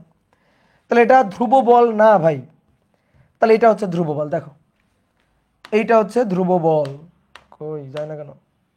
এটা ধ্রুব বল, ঠিক আছে? দেখো ধ্রুব বল না, না এটাও ধ্রুব বল না, কারণ কি বলের মানটা বাড়ছে, তাহলে এটা ধ্রুব বল না। আচ্ছা, তাহলে ধ্রুব বল ফিক্সড মান, এই যে ফিক্সড, একটা ফিক্সড মান। দেখো এই যে এফ এর মানটা ফিক্সড, ধরো এটা 10 নিউটন বা এটা 2 নিউটন, কিছু একটা মান। তাহলে এই যে ধ্রুব বল, তাহলে এক্স অক্ষের সমান্তরাল রেখা থাকবে, ঠিক আছে? এক্স অক্ষের সমান্তরাল রেখা থাকবে। এবার আমি তোমাকে বললাম ক্রিয়াকাল হচ্ছে আমার, ধরো ক্রিয়াকাল, ধরো যে মনে করো যে 2 সেকেন্ড থেকে 4 সেকেন্ড ক্রিয়াকাল, তাহলে এই যে ক্রিয়াকাল, এটা টি ইনিশিয়াল, টি ইনিশিয়াল, বল প্রয়োগ শুরু হয়েছে আর বল প্রয়োগ শেষ হয়েছে এখানে, এটা হচ্ছে টি ফাইনাল। তাহলে বলের ক্রিয়াকাল এইটুকু। তো এইবার যদি আমি তোমাকে বলি, নাও এখান থেকে বলের ঘাতটা বের করো, এখান থেকে বলের ঘাতটা বের করো, তুমি পারবা না বলো তো? বলো, বলের ঘাতটা বের করো, পারবা না? কি করতে হবে? বলের মান নিতে হবে, এফ নিতে হবে, আর এইটুকু হচ্ছে দেখো বলের ক্রিয়াকাল, দেখো টি ফাইনাল থেকে টি ইনিশিয়াল বাদ দিলেই তো ডেল টি পাওয়া যাবে, ডেল টি। তাহলে এফ এর সাথে ডেল টি গুণ দিবা শেষ, এফ এর সাথে ডেল টি গুণ দিবা শেষ। এবার ভাই আমাকে বলো তো, এফ এর সাথে তো ডেল টি গুণ দিব, গ্রাফে আমি কি পাবো এফ এর সাথে ডেল টি গুণ দিলে? বলো, গ্রাফে কি পাবো বলো? গ্রাফে ক্ষেত্রফল পাবো, দেখো আয়তক্ষেত্র, আয়তক্ষেত্র ডেল টি দৈর্ঘ্য এফ, তাহলে প্রস্থ, এই যে এইটুকু এফ। তাহলে এফ এর সাথে ডেল টি গুণ দিলে দৈর্ঘ্য গুণ প্রস্থ, এই আয়তক্ষেত্রের ক্ষেত্রফল পাবো, আয়তক্ষেত্রের ক্ষেত্রফল পাবো, ঠিক আছে? কি বুঝছো বলো, লাবিব বুঝছো? তাহলে আয়তক্ষেত্রের ক্ষেত্রফলটা পাবো। তাহলে বলের বলের ঘাত হবে এই গ্রাফে আয়তক্ষেত্রের ক্ষেত্রফলটা, এরিয়াটা। তাহলে দেখো তো, এবার আমরা একটা কথা বলতে পারি, দেখো তুমি মানো কিনা, যে আমি যদি ওয়াই অক্ষে বল নিই, এক্স অক্ষে যদি সময় নিই, এক্স অক্ষে সময়, ওয়াই অক্ষে যদি বল নিই, ঠিক আছে? ওয়াই অক্ষে যদি বল নিই, তাহলে আমি গ্রাফে যে ক্ষেত্রফলটা পাবো, সেই ক্ষেত্রফলটা হচ্ছে বলের ঘাত, ঠিক আছে? সেই ক্ষেত্রফলটা হচ্ছে বলের ঘাত। কি কথা বুঝছো? তাহলে এখানে এই যে ক্ষেত্রফলটা হবে, এই ক্ষেত্রফলটা বলের ঘাত, যদি আমি এক্স অক্ষে সময় নিই আর ওয়াই অক্ষে বল নিই। তাহলে কমপ্লিট, বুঝলা কথাটা? আত্মায় গেঁথে রাখো, এক্স অক্ষের সময়, ওয়াই অক্ষে বল বল নিলে বলের রেখা দ্বারা যে ক্ষেত্রফলটা তৈরি হবে, সেই ক্ষেত্রফলটা বলের ঘাত। ওকে, তাহলে এবার আসো, এইবার আমাদের বলছে বস্তুর উপর এবার যে বলটা প্রযুক্ত হয়েছে সেটা না পরিবর্তনশীল বল, মানে চেঞ্জ হচ্ছে, সময়ের সাথে চেঞ্জ হচ্ছে। তো দেখি তো একটু গ্রাফে দেখি তো, এটা টি, এটা এফ, চেঞ্জ হচ্ছে, F equal to 2t Newton. তাহলে দেখো এফ কেমনভাবে চেঞ্জ হচ্ছে, যখন যখন টি 0 তখন এফ 0, যখন টি এর মান 1 তখন এফ এর মান 2, যখন টি এর মান 2 তখন এফ এর মান 4, যখন টি এর মান 3 তখন এফ এর মান 6, এই যে এরকম এইভাবে যাচ্ছে, চেঞ্জ হচ্ছে। তার মানে মূল বিন্দুগামী সরল রেখা, এরকম একটা মূল বিন্দুগামী সরল রেখা, তাই তো? এই যে এফ ইকাল টু 2t। এখন আমি তোমাকে বললাম যে আচ্ছা আমার আমার লাগবে এইখান থেকে এই পর্যন্ত, এইটা আমার বল প্রয়োগ শুরু হয়েছে টি ইনিশিয়াল, এখানে আমার বল প্রয়োগ থেমে গেছে টি ফাইনাল। এবার আমার বলের ঘাত লাগবে, এবার আমার বলের ঘাত লাগবে, বুঝলা? এবার বলের ঘাত লাগবে। তাহলে এইবার তুমি আমাকে বলো, এইবার বলের ঘাত বের করার জন্য কি করবা? এবার বলের ঘাত তুমি যদি বের করতে চাও কি করবা? এখানে তো মনে করো F equal two 2t Newton দিছি, তাও তুমি গ্রাফে ক্ষেত্রফলটা বের করতে পারবা, কোনো সমস্যা নেই। কিন্তু যদি এরকম দিতাম, ধরো এটা হচ্ছে এফ, এটা হচ্ছে টি, মনে করো এবার আমি তোমাকে বললাম যে প্রযুক্ত বলটা এরকম আঁকাবাঁকা কিছু একটা, এটা হচ্ছে বলের function F equal to something T, F T equation, বলের ইকুয়েশন।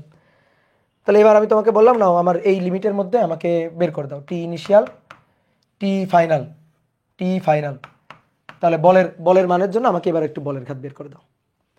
তাহলে দেখো বলের মান বাড়ছে, বল প্রয়োগ শুরু করছি এখানে, বল প্রয়োগ শেষ করছি এখানে, বলের মান বাড়ছে আস্তে আস্তে আস্তে আস্তে বাড়ছে, ধ্রুবক নেই। এখানে বলের মান কমছে বাড়ছে, কমছে বাড়ছে, দেখো কমছে বাড়ছে দুটোই হয়েছে। এবার আমাকে এই বলের ঘাত যদি বের করতে হয় তার মানে এরিয়া বের করা। বলের ঘাত বের করা মানে কি এই এরিয়াটা বের করা। তুমি যদি এবার একটা কাজ করো, তুমি যদি এবার বলো যে ভাই আমি এফ এর সাথে ডেলটি গুণ দিব, তুমি কত বড় ভুল করবা তুমি দেখো। ধরো এই পয়েন্টে এফ হচ্ছে এইটুকু, এইটুকু হচ্ছে এফ, এই যে এইটুকু হচ্ছে এফ, এফ এর সাথে ডেলটি গুণ দিবা, এইটুকু হচ্ছে ডেলটি, এটা হচ্ছে ডেলটি, তুমি এফ এর সাথে ডেলটি গুণ দিবা। তুমি যদি এফ এর সাথে ডেলটি গুণ দাও তাহলে দৈর্ঘ্য গুণ প্রস্থ, তুমি আসলে এই ক্ষেত্রফলটুকু পাইলা। এবার বলো এটা কি তোমার কাঙ্ক্ষিত বলের ঘাত বা কাঙ্ক্ষিত এরিয়া? বলো। আমি তোমাকে কি বলছিলাম? বলছিলাম এক্স অক্ষে যদি সময় আর ওয়াই অক্ষে যদি বল না হয় তাহলে গ্রাফে যে ক্ষেত্রফলটা তৈরি হবে বলের রেখায়, ওই সময়ের লিমিটে যে ক্ষেত্রফলটা তৈরি হবে যেটা পাওয়া যাবে ওটা হবে বলের ঘাত, ওটা হবে ইম্পালস অফ ফোর্স। তাহলে এই ইম্পালস অফ ফোর্স বের করার জন্য এই যে আমি এফ এর সাথে ডেলটি গুণ দিলাম। এবার বলো এফ এর সাথে ডেলটি এটা চলবে? এটা জে ইকুয়াল টু কেউ যদি লেখে এফ ইন্টু ডেলটি তাহলে এটা মারাত্মক ভুল হয়ে যাবে না? কারণ এবার তো দেখো ঠিকঠাক ক্ষেত্রফল সে পাচ্ছে না। তাহলে এবার এই ঠিকঠাক ক্ষেত্রফল পাওয়ার জন্য আমার কি করতে হবে? এবার কি উপায় আছে? এবার উপায় আছে একটাই, সেই উপায়টাই হচ্ছে ইন্টিগ্রেশন। সেই উপায়টাই হচ্ছে ইন্টিগ্রেশন, বুঝলা? ঠিক আছে, সেই উপায়টা ইন্টিগ্রেশন। তাহলে এরকম যদি আঁকাবাঁকা ক্ষেত্র হতো, আঁকাবাঁকা ক্ষেত্র হয়, আঁকাবাঁকা বলের গ্রাফটা যদি সময়ের সাথে এভাবে চেঞ্জ হয়, তাহলে এবার যদি আমি ক্ষেত্রফলটা বের করতে চাই আমার এইটুকু ক্ষেত্রফল লাগবে, এইটুকু ক্ষেত্রফল আমার বলের ঘাত। তাহলে ক্ষেত্রফল একেবারে ঠিকঠাক ওয়েতে একেবারে ঠিকঠাক ক্ষেত্রফল বের করার একটাই উপায়, সেটা হচ্ছে ইন্টিগ্রেশন। ঠিক একইভাবে এখানে হয়তো সূত্র দিয়ে কোনোভাবে হয়তো কাকতালীয়ভাবে হয়ে যাবে, কিন্তু ওই ক্ষেত্রে তো আর হবে না। তো এই কারণে ক্ষেত্রফল বের করার সবচেয়ে স্মার্ট ওয়েটা হচ্ছে ইন্টিগ্রেশন। ঠিক আছে, সবচেয়ে স্মার্ট ওয়েটা হচ্ছে ইন্টিগ্রেশন। তাহলে এই ক্ষেত্রফল বের করার জন্য আলটিমেটলি ক্ষেত্রফলটাই বলের ঘাত যে, এই ক্ষেত্রফলটাই তো বলের ঘাত যে, ইম্পালস অফ ফোর্স। তাহলে যে বের করার জন্য একটাই উপায় আমার হাতে আছে, সেই উপায়টার নাম হচ্ছে ইন্টিগ্রেশন। তাহলে integration f d t, f d t t এর সাপেক্ষে। কার সাপেক্ষে? এক্স এর সাপেক্ষে না টি এর সাপেক্ষে? দেখো তো এক্স অক্ষে তুমি কি নিছো, টি নিছো, তাহলে টি এর সাপেক্ষে। তাহলে এফ ডিটি নিচে লিমিট টি ইনিশিয়াল থেকে লিমিট টি ফাইনাল, টি ইনিশিয়াল থেকে টি ফাইনাল। এক্স এর সাপেক্ষে না কিন্তু, এফ ডিএক্স লেখা যাবে না কিন্তু, এক্স এর সাপেক্ষে না, টি এর সাপেক্ষে। বুঝতে পারছো? তাহলে একটাই উপায় আছে, সেই উপায়টাই নামই হচ্ছে ইন্টিগ্রেশন। ঠিক আছে, এখানে হয়তো এই সূত্র দিয়ে হয়ে গেছে, বাট ওইখানে তো ভাই হবে না। ঠিক আছে, এই ক্ষেত্রেও তো ইন্টিগ্রেশন হতো, এই ক্ষেত্রেও ইন্টিগ্রেশন দিয়ে করা যেত, ইন্টিগ্রেশন করলে এটাই আসতো। এখানে যদি ইন্টিগ্রেশন করতাম আমি এটাই আসতো। দেখো যে ইন্টিগ্রেশন এফ ডিটি, তো যদি আমি ইন্টিগ্রেশন করি দেখো টি ইনিশিয়াল টি ফাইনাল, তাহলে এফ ধ্রুবক বাইরে যাবে। কেন এফ বাইরে যাবে? এখানে কিন্তু এফ বাইরে আসতে পারবে না, কারণ এফটা চলক, এফ সময়ের উপর নির্ভর করে, বাইরে আসতে পারবে না। কিন্তু ভাই এখানে এফ তো ধ্রুবক, তার ধ্রুবক তো বাইরে যায়, তাহলে বাইরে গেলে ডিটি ইন্টিগ্রেশন, তো ডিটিকে ইন্টিগ্রেট করলে কি পাওয়া যাবে? টি। বলো ডিএক্সকে ইন্টিগ্রেট করলে যদি এক্স পাওয়া যায়, তাহলে ডিটিকে ইন্টিগ্রেট করলে কি পাওয়া যাবে? অবশ্যই টি পাওয়া যাবে। তাহলে ডিটিকে ইন্টিগ্রেট করলে টি পাওয়া যাবে, যার লোয়ার লিমিট টি ইনিশিয়াল এবং upper limit t final. So t final minus t initial, তাহলে এফ দেখো t final minus t initial, তো ভাই t final minus t initial তো ডেল টি, এই সময় ব্যবধানটাই তো। তাহলে এফ ইন্টু ডেল টি। দেখো তো এই সূত্র আমি ফেরত পাইলাম কিনা, বলো এই সূত্র আমি ফেরত পাইলাম কিনা? কি ক্লিয়ার? যেহেতু এফটা ধ্রুবক, এটা ধ্রুব বল, এফটা কনস্ট্যান্ট, সো এফ বাইরে। আর ডিটিকে ইন্টিগ্রেট করলে টি, একটু আগে তোমাকে দেখালাম তো, আমি হিসাব করে দেখালাম তো, ডিটিকে ইন্টিগ্রেট করলে কি পাওয়া যাবে? টি পাওয়া যাবে। তাহলে এবার t lower limit t initial, upper limit t final, so t final minus t initial. চিত্র থেকে দেখো টি ফাইনাল থেকে টি ইনিশিয়াল বাদ দিলে ডেল টি সময় ব্যবধান। ভাই ভেক্টরের বেসিক নলেজ থাকলে কি এই চ্যাপ্টার করা যাবে? হ্যাঁ অবশ্যই করা যাবে, ভেক্টর আর ক্যালকুলাসের বেসিক থাকলে এই চ্যাপ্টার অবশ্যই করা যাবে। বুঝছো? দেখো ঠিক আছে, ইন্টিগ্রেশন আর ডিফারেন্সিয়েশনকে বন্ধু বানায় নাও, তাহলে তোমার কাছে ফিজিক্স সহজ। বুঝতে পারছো? ইন্টিগ্রেশন এবং ডিফারেন্সিয়েশনের জন্মই হচ্ছে ফিজিক্সের বিভিন্ন ডেরিভেশন করার জন্য, না হলে এই জিনিসের জন্মই হইতো না। বুঝতে পারছো? না হলে এই জিনিসের জন্মই হইতো না। ম্যাথের জন্মই হচ্ছে ফিজিক্সের হিসাব নিকাশ করার জন্য। এই ছাড়া ওর কোনো কাজ আছে? এই ছাড়া ওর কোনো কাজ নেই। বুঝলা? তোমরা যে মারামারি করো রয়্যাল সাবজেক্ট, নোবেল সাবজেক্ট নিয়ে মারামারি করো, বুঝছো? আলোর পথে আসো, হ্যাঁ, ঠিকঠাক পথে আসো। Physics physics is royal, physics হচ্ছে রয়্যাল সাবজেক্ট। এই ম্যাথের ডিফারেন্সিয়েশন ইন্টিগ্রেশন, প্রত্যেকটা ফিজিক্সের প্রত্যেকটা চ্যাপ্টারে প্রত্যেকটা ক্লাসে ডিফারেন্সিয়েশন ইন্টিগ্রেশন। তাহলে দরকার কেন? এই ডিফারেন্সিয়েশন ইন্টিগ্রেশন জন্মই হয়েছে ফিজিক্সের হিসাব নিকাশ করার জন্য। এই কারণে ভালো করে ডিফারেন্সিয়েশন ইন্টিগ্রেশন করে নিব, ঠিক আছে? এই তোমার অভিধাদের আবার বলিও না, নালিশ দিও না কিন্তু অভিধাদের। তাহলে এবার আসো, দেখো বলের ঘাত এটা হচ্ছে ভরবেগের পরিবর্তন। বলের ঘাত মানে ভরবেগের পরিবর্তন, এটা আমাদের দেখাইতে হবে, প্রমাণ করতে হবে বলের ঘাত নাকি ভরবেগের পরিবর্তন। আসো তাহলে আমরা প্রমাণ করি। তো বলের ঘাত একটু আগে তো বের করলাম, তাই না? J equal to f into del t. তাহলে ধরো কোনো একটা বস্তুর উপর বল প্রযুক্ত হলো, বল প্রযুক্ত হয়ে তার ভরবেগের পরিবর্তন ঘটালো। তাহলে বলের ঘাত হচ্ছে ভরবেগের পরিবর্তন। তাই এটা আমরা প্রমাণ করতে চাই। তো যে equal to f into del t লিখলাম। এবার f equal to m a into del t. তাহলে এম এ মানে v minus u divided by t. এই টি মানে তো ডেল টি, তাই না? এই টি মানে তো সময় ব্যবধান, del t into del t. তাহলে এই ডেল টি আর ডেল টি দুই পাশ থেকে ভ্যানিশ, তাহলে কি থাকলো বলো? M V minus you. আমি একটু ভেঙে লিখি, এম ভি আর এম ইউ লিখলাম। বলো, লিখলাম এম ভি শেষ ভরবেগ, তাই না? শেষ বেগ, ভি শেষ বেগ। এম ইউ আদি ভরবেগ। তাহলে শেষ ভরবেগ বিয়োগ আদি ভরবেগ, পি ফাইনাল, পি ভরবেগ, P initial, that is del P, ভরবেগের পরিবর্তন। তাহলে আমরা একটা সুন্দর সূত্র পাইলাম কিন্তু, যে equal to del P that is M V minus U. যে ইকুয়াল টু ডেল পি, সেখান থেকে এম ভি মাইনাস ইউ। এই যে এটা বলের ঘাত ভরবেগের পরিবর্তন। দেখো হিসাব নিকাশ করে ফেলছি, বলের ঘাত ভরবেগের পরিবর্তন হিসাব করে ফেলছি না? বলো, গুড, ভেরি গুড। বলো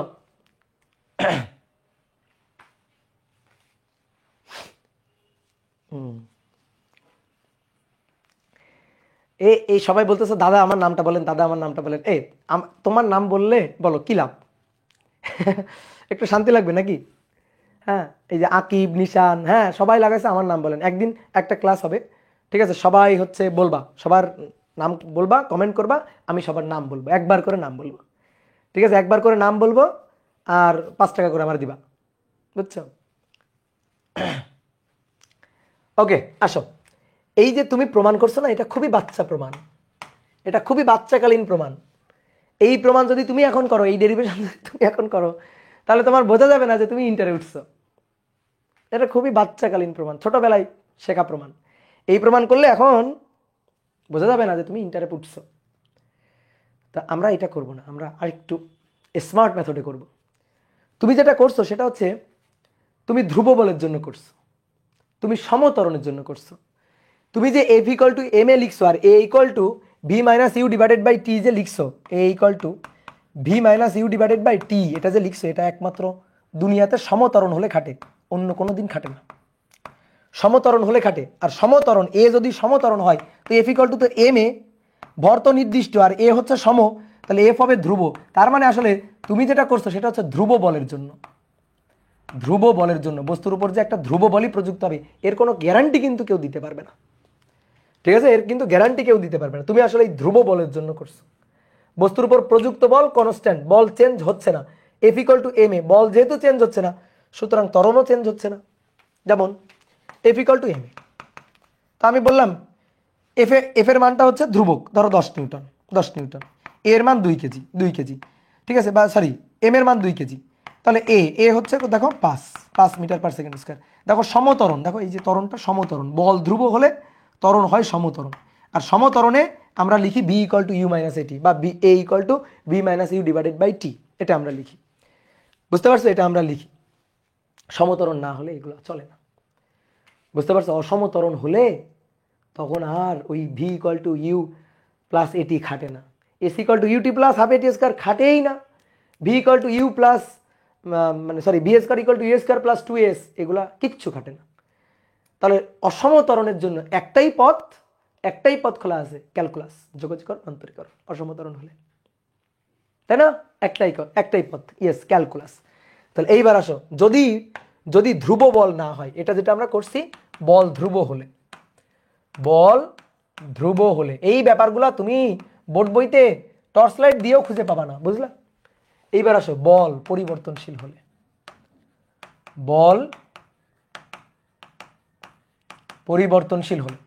তো বল পরিবর্তনশীল হলে কি নতুন সূত্র হবে? তখন কি ভরবেগের পরিবর্তন বলের ঘাত হবে না?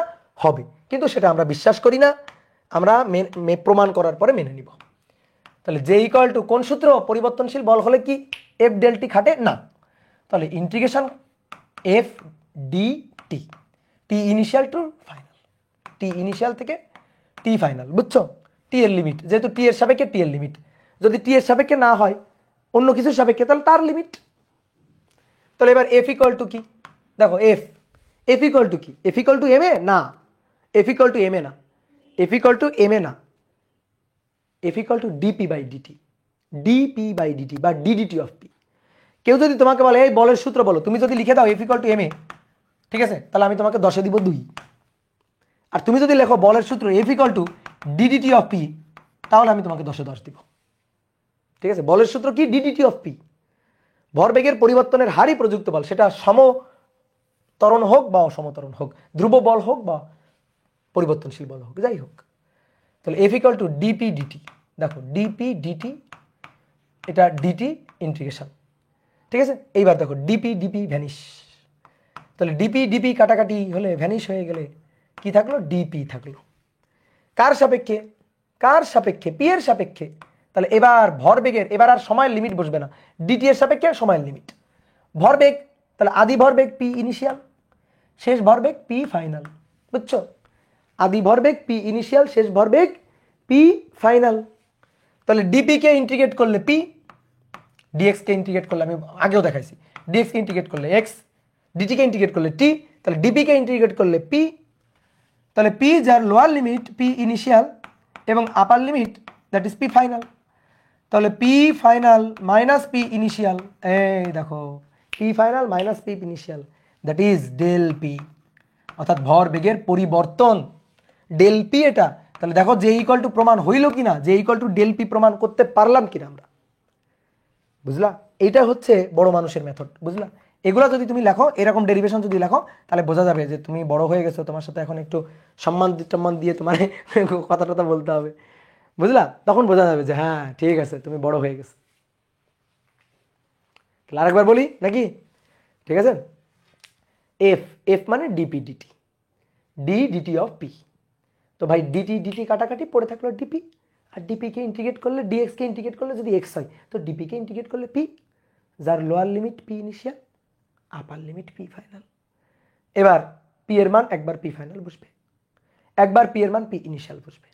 তাহলে p ফাইনাল থেকে p ইনিশিয়াল বিয়োগ, তাহলে শেষ ভরবেগ থেকে আদি ভরবেগ বিয়োগ, এটাই তো ভরবেগের পরিবর্তন, তাই কি না বলো?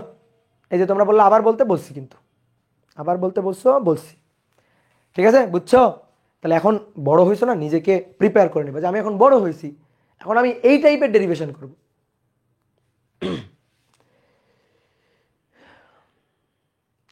বাই লিমিটের জায়গায় টি ইনিশিয়াল কেন পি ইনিশিয়াল হয়ে গেল? এই দেখো, আগে ছিল ডিটি এর সাপেক্ষে, সময়ের সাপেক্ষে, যার সাপেক্ষে তার লিমিট বসে, বুঝলা? সময়ের সাপেক্ষে, তো ডিটি, তাহলে টি ইনিশিয়াল আদি সময় শেষ সময়। এবার দেখো ডিটি কেটে ডিপি চলে আসছে, তাহলে ডিপি ভরবেগের সাপেক্ষে পি এর সাপেক্ষে, এই কারণে তার লিমিট, তাহলে পি ইনিশিয়াল পি ফাইনাল, তাই না? বুঝছো না? যার সাপেক্ষে তার লিমিট বসাইতে হবে। বুঝছো, গুড, ভেরি গুড। তাহলে বলের ঘাত মানে ভরবেগের পরিবর্তন। এখন যদি তোমাকে কেউ বলে এই বলের ঘাত বের করো তো, বলের ঘাত বের করো, বলের ঘাত বের করতে গেলে তুমি একটা কাজ করবা, ভরবেগের পরিবর্তন বের করে দিবা, ওটাই হবে বলের ঘাত। ভরবেগের পরিবর্তন বের করবা, ওটাই হবে বলের ঘাত। কি ক্লিয়ার? ওকে, তাহলে চলো এবার আমরা কয়েকটা ম্যাথ প্রবলেম সলভ করি। তো 1 নম্বর বলা হচ্ছে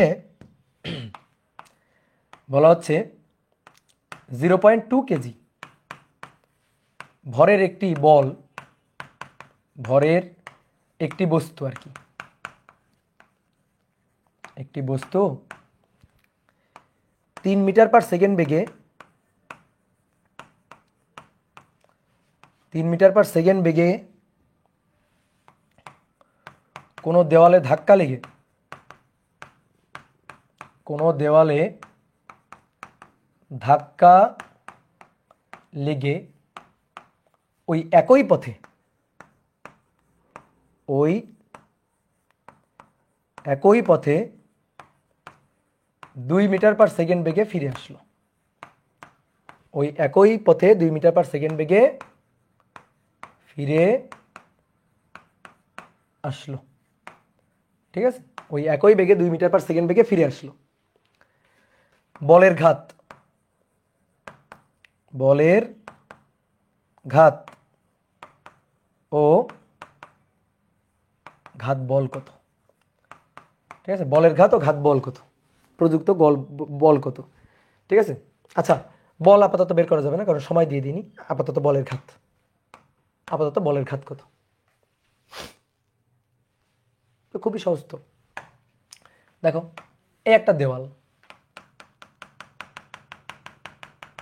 একটা বস্তু 2 কেজি 0.2 কেজি ভরের বস্তু, এই 0.2 কেজি ভরের বস্তুটা এইভাবে গিয়ে দেওয়ালে গিয়ে ধাক্কা লাগলো।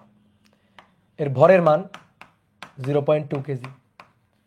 কত বেগে গিয়ে ধাক্কা লাগছে? 3 মিটার পার সেকেন্ড বেগে ধাক্কা লাগে, একই পথে 2 মিটার পার সেকেন্ড বেগে ফিরে আসলো। তাহলে 3 মিটার পার সেকেন্ড বেগে গিয়ে ধাক্কাটা লাগাইছে। ওকে, তাহলে এটা ধাক্কা লাগানোর আগের ঘটনা। এবার আসো ধাক্কা লাগানোর পরে কি করছে? ধাক্কা লাগানোর পরে আবার ফেরত গেছে, ধাক্কা লেগে ফেরত চলে গেছে।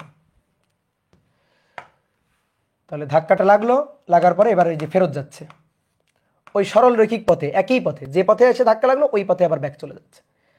তো ব্যাক যাচ্ছে কত বেগে? 2 মিটার পার সেকেন্ড বেগে। দেখো আমি তোমার একটু হাইলাইটার পেন দিয়ে দেখাই। এই বস্তুটা এখান থেকে এসে এভাবে গড়াইতে গড়াইতে এসে এভাবে গড়াইতে গড়াইতে গড়াইতে গড়াইতে দুম করে ধাক্কা লাগছে। ধাক্কা লাগার পরে আবার এভাবে ব্যাক করে চলে যাচ্ছে, আবার ব্যাক করে এদিকে চলে যাচ্ছে। ঠিক আছে, এসে ধাক্কা লাগলো, ধাক্কা লাগার পরে আবার ব্যাক করে চলে গেল। তাহলে আমাদের বের করতে হবে বলের ঘাত কত, এটা আমাদের বের করতে হবে, হিসাব নিকাশ করতে হবে। তো দেখো বলের ঘাত J equal to M V minus E. M এর মান 0.2, বেগের মান শেষ বেগ আদি বেগ। দেখো ধাক্কা লাগার আগে এইখানে আদি বেগ আর শেষ বেগের পরিচয়টা ভালো করে জানো। এটা সময় গণনার শুরুর মুহূর্তে আদি বেগ, সময় গণনার শেষ হয়ে গেছে শেষ বেগ, ওটা না। এখানে আদি বেগ হচ্ছে ধাক্কা বা সংঘর্ষের আগে আদি, ধাক্কা বা সংঘর্ষের পরে গিয়ে শেষ। ধাক্কা বা সংঘর্ষের আগে আদি, ধাক্কা বা সংঘর্ষের পরে গিয়ে শেষ। ঠিক আছে, আদি আর শেষ। তাহলে ধাক্কার আগে এটা আদি ইউ, আর ধাক্কার পরে এটা শেষ ভি। তাহলে ভি এর মান কত? 2, আর ইউ এর মান কত? 3। তাহলে 2 বিয়োগ 3, তাহলে 1 মাইনাস 1, তাহলে মাইনাস 0.2। এত কেজি মিটার পার সেকেন্ড। বুঝতে পারছো? এত কেজি মিটার পার সেকেন্ড হবে? বলো হবে? উত্তর হচ্ছে না, এভাবে হবে না। ঠিক আছে, এটা কিন্তু হবে না। অনেকে এই ভুলটা করে। তো কি ভুলটা করছি আমরা? দেখো আমরা কি ভুলটা করছি। বেগ কি রাশি? ভেক্টর রাশি। বেগ ভেক্টর রাশি। তাহলে শোনো, আমরা যদি ধরি এই দিকগুলো পজিটিভ, তাহলে যারা যারা এই দিকে যাবে তারা নেগেটিভ। তোমার নির্দিষ্ট করে আগে ধরে নিতে হবে। ঠিক আছে, এই যে চালাক হয়েছি, একজন বলছে চালাক হয়ে গেছি। তাহলে এই দিক যদি পজিটিভ হয় তার উল্টা দিকটা নেগেটিভ ধরে নেব। কেউ যদি চিন্তা করে ভাই আমি এই দিকটারে পজিটিভ ধরবো, তাহলে এই দিকটা নেগেটিভ, কোনো ব্যাপার না। তাহলে এবার দেখো এই বেগটা কোন দিকে? পজিটিভ দিকে, তাহলে এইটা পজিটিভ। এই বেগটা কোন দিকে? নেগেটিভ দিকে, নেগেটিভ দিকে, তাহলে ভাই এই বেগটা নেগেটিভ। তাহলে তুমি এবার মান বসাও। এম এর মান 0.2, এইবার ঠিক আছে। 0.2, ভি এর মান -2, ইউ এর মান এটা তো সূত্রের মাইনাস, মাইনাস বসালাম, ইউ এর মান -3। তাহলে এবার আসো দেখো -5.2, তাহলে কত হচ্ছে? 1, তাহলে -1 এত কেজি মিটার পার সেকেন্ড। ঠিক আছে, কেজি মিটার পার সেকেন্ড বা নিউটন সেকেন্ড এটাও বলতে পারো। ঠিক আছে, বলের ঘাতের একক, ভরবেগের একক, আবার নিউটন সেকেন্ড, এটাও তুমি বলতে পারো। বুঝতে পারছো? এই হচ্ছে অ্যান্সার। তাহলে দ্য ম্যাগনিটিউড অফ ইম্পালস কত? দ্য ম্যাগনিটিউড অফ ইম্পালস মান, বলের ঘাতের মানটা কত? মান, দ্য ম্যাগনিটিউড অফ ইম্পালস মান, ঠিক আছে, জের মান, তাহলে মান কত? 1। ঠিক আছে, তোমার এখানে হিসাব করে মাইনাস প্লাস আসতে পারে, ওটা ব্যাপার না। তাহলে the magnitude of impulse, the magnitude of impulse, ঠিক আছে, দ্য ম্যাগনিটিউড অফ ইম্পালস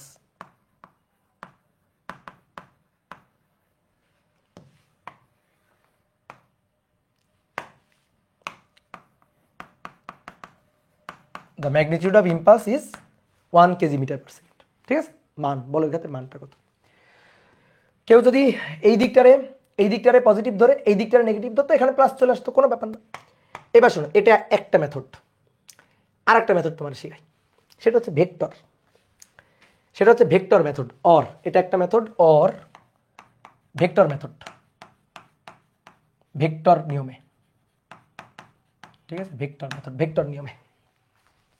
ঠিক আছে, তো ভেক্টর নিয়মে কিভাবে করা যায়, কিভাবে হিসাব নিকাশ করা যায়? দেখো, আমার লাগবে জে, তো জে মানে ভাইয়া এম ভি মাইনাস ইউ।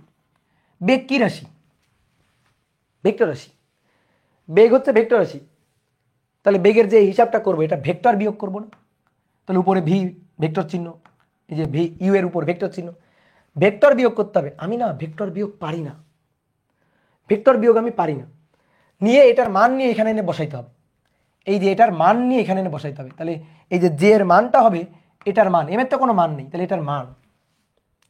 কিন্তু আমি বিয়োগ যে পারি না, এটা তো ডেল বি, এটা বিয়োগ করতে হবে, তো আমি বিয়োগ পারি না। আমি যেটা পারি সেটা হচ্ছে ভেক্টরের যোগ পারি। তাহলে ভালো করে খেয়াল করো, কলম রাখো, খাতা রাখো, দেখো V plus minus U, V plus minus you. আমি প্লাস পারি, আমি যোগ পারি, আমি ভেক্টরের বিয়োগ পারি না। ঠিক আছে, আমি ভেক্টরের বিয়োগ পারি না, আমি ভেক্টরের যোগ পারি। তাহলে V vector plus minus U vector, ভেক্টরের যোগ করতেছি, যোগ করলেই তো বিয়োগ হয়ে যাবে। এবার এই লাইনটার বাংলা তর্জমা করো। এই লাইনটার বাংলা তর্জমা হচ্ছে ভি এর সাথে শেষ বেগের সাথে আদি বেগের বিপরীত ভেক্টরের লব্ধি করতে হবে। অর্থাৎ আদি বেগটাকে উল্টে দিয়ে দেন দেন শেষ বেগের সাথে লব্ধি করলে পরে বেগের পরিবর্তন ডেল ভি পাওয়া যাবে। কি কথা বুঝছো? কি ক্লিয়ার? বলো বলো। দেখো, আদি বেগটাকে উল্টে দিব, মাইনাস মানে উল্টে দেওয়া, ঋণাত্মক ভেক্টর উল্টে দিব, দিয়ে লব্ধি করব কার সাথে? শেষ ভেক্টরের সাথে, শেষ বেগ ভেক্টরের সাথে। তাহলে আমি ভেক্টরের পরিবর্তনের ডেল ভি এর মানটা পাবো। এই হচ্ছে আদিবেগ। আদিবেগ এদিকে উল্টে দাও, উল্টে দাও, আদিবেগটাকে উল্টে দাও। তাহলে দেখো, এবার আদিবেগটাকে উল্টে দিচ্ছি, আদিবেগকে উল্টে দিলাম, উল্টে দিলাম ওদিকে। তাহলে উল্টে দিলে মান কিন্তু দেখো, এটা কিন্তু মাইনাস ইউ ভেক্টর হয়ে গেছে, বাট ভাই মান কিন্তু 3 আছে, মান কিন্তু 3 মিটার পার সেকেন্ড আছে। এবার লব্ধি করবো কার সাথে? শেষ বেগ ভেক্টরের সাথে। শেষ বেগ ভেক্টরের মান কত? 2, মান 2। তো 2 কোন দিকে? 2 এদিকে, এই যে 2 এদিকে, তাহলে এটা হচ্ছে 2 মিটার পার সেকেন্ড শেষ বেগ ভেক্টর। 2 আর 3 একই দিকে না? একই দিকে, লব্ধি করো। তাহলে লব্ধি করলে ডেল ভি, তাহলে ডেল ভি হবে এদের লব্ধি, 2 আর 3 একই দিকে, তাহলে লব্ধি হচ্ছে 5, 2 যোগ 3 5, বা root over 2 square 3 square 2 into 3 into 2 cos 0 degree. তাহলে কি হবে? 2 যোগ 3 5, 2 যোগ 3 লব্ধি দেখো 5 মিটার পার সেকেন্ড। তাহলে এই ডেল ভি এর মান হচ্ছে 5, ডেল ভি ভেক্টরের মান হচ্ছে 5, ডেল ভি এর মানটা হচ্ছে 5। এইটা নিয়ে এখানে বসাইতে হবে। তাহলে অতএব দেখো জে ইকুয়াল টু এম, এই যে V vector minus U vector, তো এর মানটা নিয়ে বসাইতে হবে এখানে। তার মানে এম, এটা হচ্ছে ডেল ভি ভেক্টর, তার মান, তো এম এর মান 0.2 আর ডেল ভি ভেক্টরের মান হচ্ছে 5, তাহলে এটা হচ্ছে 1 কেজি মিটার পার সেকেন্ড। দেখো এটা কিন্তু খুবই সহজ, ঠিক আছে, লিখে লিখে করছি তাই এত বড় লাগতেছে। ওকে, ঠিক আছে, বুঝলা কি না? আর একটা প্রসিডিউর আছে ভেক্টর প্রসিডিউর, ওটা এটাও ভেক্টর মেথড। সেটা হচ্ছে দেখো, যখন দেওয়ালে গিয়ে ধাক্কা লাগে, দেখো এদিকে দেখো, এটা হচ্ছে ধরে নিবা, কোনো সমস্যা নেই, যে এই যে যাচ্ছে এদিকে যাচ্ছে, তাহলে দেওয়ালে গিয়ে ধাক্কা লাগতেছে, ইউ আদি বেগ ভেক্টর এদিকে যাচ্ছে কত বেগে? 3 মিটার পার সেকেন্ড বেগে। তো ধরলাম, এই যে ধরে নিলাম এই দিকটা কোন অক্ষ? এক্স অক্ষ ধরে নিলাম, এদিকটা এক্স অক্ষ, তাহলে এক্স অক্ষ বরাবর যাচ্ছে, তাহলে 3 আই ক্যাপ এক্স অক্ষ বরাবর। আর ধাক্কা লাগার পরে এদিকে ফেরত আসতেছে, তাহলে এটা ভি, তাহলে এটা এক্স অক্ষের বিপরীত দিকে ফেরত আসতেছে, তাহলে ভি হচ্ছে 2 মিটার পার সেকেন্ড, কিন্তু -2 আই ক্যাপ, -2 আই ক্যাপ ধরে নিলাম। হ্যাঁ, এই যে একজন বলছে ভাইয়া আইজেকে দিয়ে করেন, ইয়েস আইজেকে দিয়েই তো করবো, এটাই তো আসল মেথড। এসব বাচ্চারা করবে, এগুলা এগুলা করবে, ঠিক আছে, মনে করো যে নেদা বাচ্চা, এগুলা করবে মনে করো আরো আরো আরো আরো নেদা বাচ্চা, আর আমরা করবো এটা U equal to 3 I cap, V equal to -2 I cap. কারণ এটা ধনাত্মক দিক হলে এটা ঋণাত্মক দিক, এটা এক্স অক্ষ ধনাত্মক হলে এটা এক্স অক্ষের ঋণাত্মক, -2 আই ক্যাপ। সো এবার দেখো J, J equal to M V minus U, V minus U, এই যে জে ভেক্টর ফরম্যাট একেবারে, জে এর উপর ভেক্টর সাইন, এম এর উপর দিব না, ভি এর উপর দিব, ইউ এর উপর দিব। তাহলে এম তো 0.2 আর ভি ভেক্টর হচ্ছে -2i, -2i minus U vector হচ্ছে -3j, -3i সরি, তাহলে -5i, তাহলে 0.2 এর সাথে -5i, তার মানে 1i, ঠিক আছে, মাইনাস শুধু আই, তাহলে মাইনাস শুধু আই, ঠিক আছে, মাইনাস শুধু আই। এবার এর মান কত, জে এর মান কত, এর মান হচ্ছে 1 কেজি মিটার পার সেকেন্ড, বুঝলা? কারো শেখাইও না কিন্তু, খবরদার খবরদার। এটা হচ্ছে ভেক্টর মেথড, আই যেই দিকে দিয়ে, ঠিক আছে। তাহলে বড় বাচ্চারা এভাবে করবে, বুঝছো, নেদা বাচ্চারা এভাবে করবে, আরো নেদা বাচ্চারা এভাবে করবে। তুমি তো বড় বাচ্চা, হ্যাঁ একজন বলছে ভাই আমরা তো বড় বাচ্চা, হ্যাঁ বড় বাচ্চারা করবে এভাবে। অর, তাহলে 3 মেথডে করলাম কিন্তু। ওকে গুড, দেখো আই যে কে দিয়ে করলে কত সহজ। ওকে, এবার আসো 2 নম্বর, 2 2 2 2 0.5 কেজি একটি ফুটবল 30 মিটার পার সেকেন্ড বেগে গতিশীল থাকা অবস্থায়, এত বেগে গতিশীল থাকা অবস্থায় কিক দেওয়া হলো, কিক দেওয়া হলো, এত বেগে গতিশীল থাকা অবস্থায় কিক দেওয়া হলো, ফলে একই দিকে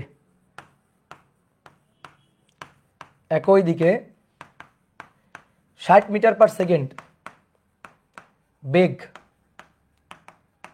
অর্জন করলে বলের ঘাত নির্ণয় করো,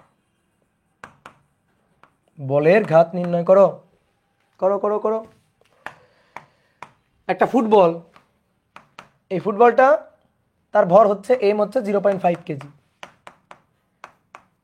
এই ফুটবলটা কত বেগে গতিশীল, 30 মিটার পার সেকেন্ড বেগে, আদি বেগ ইউ, আচ্ছা মানটাই লিখি, 30 মিটার পার সেকেন্ড বেগে গতিশীল, ধাক্কা দেওয়ার আগে, কিক দেওয়ার আগে, কিক দেওয়ার পরে কি হয়েছে, কিক দেওয়ার পরে ওই একই দিকে ফুটবলটা কিক দেওয়ার পরে একই দিকে ফুটবলটা ভি 60 মিটার পার সেকেন্ড বেগে গতিশীল, একই দিকে। কি বুঝলা? তাহলে এবার আমাদের বলের ঘাত বের করতে হবে, J M V minus U. দেখো এবার আমি যদি এই দিকটারে পজিটিভ ধরি, এই দিকগুলা নেগেটিভ দিক, তাহলে এটাও যেদিকে পজিটিভ দিকে, এটাও সেই দিকে পজিটিভ দিকে। তাহলে এখানে এবার চট করে মান বসে দাও, এম এর মান 0.5, ভি এর মান 60, মাইনাস ইউ এর মান 30। তাহলে এখানে কত, এখানে হচ্ছে 30 গুণ 0.5 মানে 1/2, মানে 15 কেজি মিটার পার সেকেন্ড। তাহলে the impulse of force is 15 KG metre per second, the magnitude of impulse is 15 KG metre per second. কি কথা বুঝছো? ক্লিয়ার। এবার দেখো আর একটা মেথড আমি একটু দেখাই দিই, অর এই যে বলটা, এই বলটা এদিক বরাবর যাচ্ছে ধরলাম, তাহলে আদি বেগ ভেক্টর ইউ হচ্ছে 30 আই ক্যাপ, এটা হচ্ছে ধাক্কার আগে, আর ধাক্কার পরে ভি ওই একই দিকেই, তাহলে 60 আই ক্যাপ, কারণ আমি এই দিকটারে ধরলাম এক্স অক্ষ, ঠিক আছে। তাহলে এবার জে ভেক্টর ফরম্যাটে এম ভি মাইনাস ইউ, তাহলে ভেক্টর ফরম্যাটে করলে এম এর হচ্ছে 0.5 আর ভি হচ্ছে 60i মাইনাস ইউ হচ্ছে 30i, তাহলে 60i থেকে 30i বাদ দাও তাহলে 30i, তাহলে 0.5 ইন্টু 30i, তাহলে 15i এত কেজি মিটার পার সেকেন্ড। আর যা impulse of force, magnitude of impulse of force J, মান মডুলাস মান, that is 15 KG metre per second. দেখছো কত সহজ না? বলো বলো বলো, সহজ কিনা?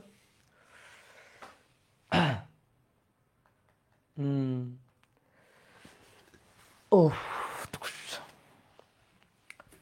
তুলে ফেলো, চট করে তুলে ফেলো।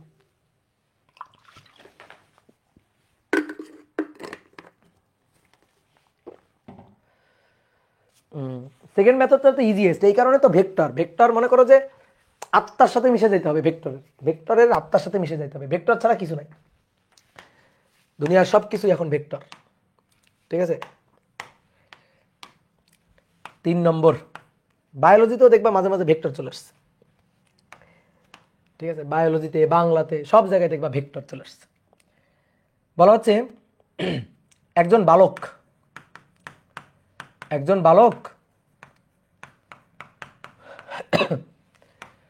10 মিটার উচ্চতা থেকে লাফ দিয়ে ভূমিতে পড়ল। উচ্চতা থেকে লাফ দিয়ে ভূমিতে পড়ল।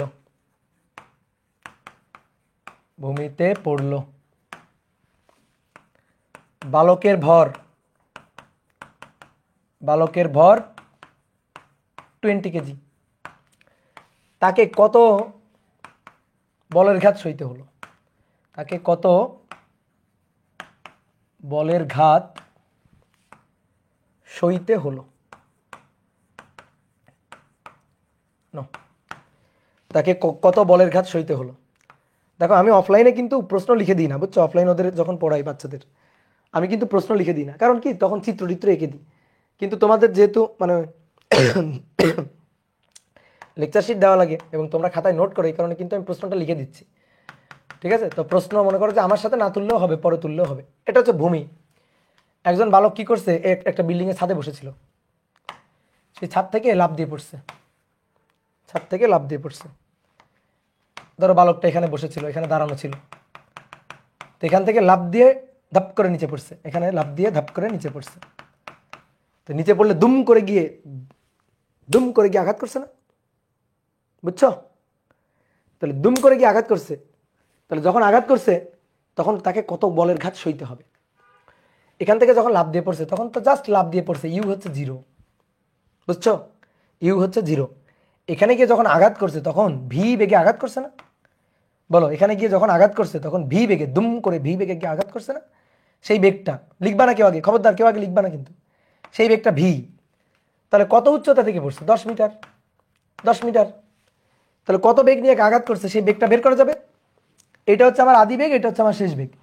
তাহলে ভি তো বের করা যাবে, V square equal to U square plus 2gh। U এর মান তো 0, তাহলে অর্থাৎ ভি ইকুয়াল টু √2, জি এর মান 9.8 ইন্টু এইচ এর মান 10 মিটার। এখান থেকে ভি বের করবা, আর ইউ এর মান তো 0, আর এর ভর হচ্ছে 20 কেজি। তাহলে J equal to M V minus U. M এর মান কত? 20 কেজি। ভি এর মান হচ্ছে এই যে √98 হবে। ঠিক আছে, 10 দুগুণে 20 গুণ হচ্ছে 98। আচ্ছা যাই হোক, কিছু একটা হবে, মান কিছু একটা পাবা, মাইনাস ইউ তো 0। তাহলে এখান থেকে বলের ঘাত বের করবা। বলো তো এই মেথডে এইভাবে যে করলাম, এখানে ভুলটা কোথায় বলো তো দেখি? ভুল আছে, হ্যাঁ এখানে একটা ভুল হয়েছে। ঠিক আছে, ভুল হয়েছে, তোমার বুঝতে ভুল হয়েছে। বলো তো ভুলটা কোথায় হয়েছে? সব ভুল, একজন বলছে সব ভুল, ওই পাগল, কোথায় ভুল হয়েছে? ইউ 0 না, আচ্ছা ইউ 0 না, গুড, ভেরি গুড।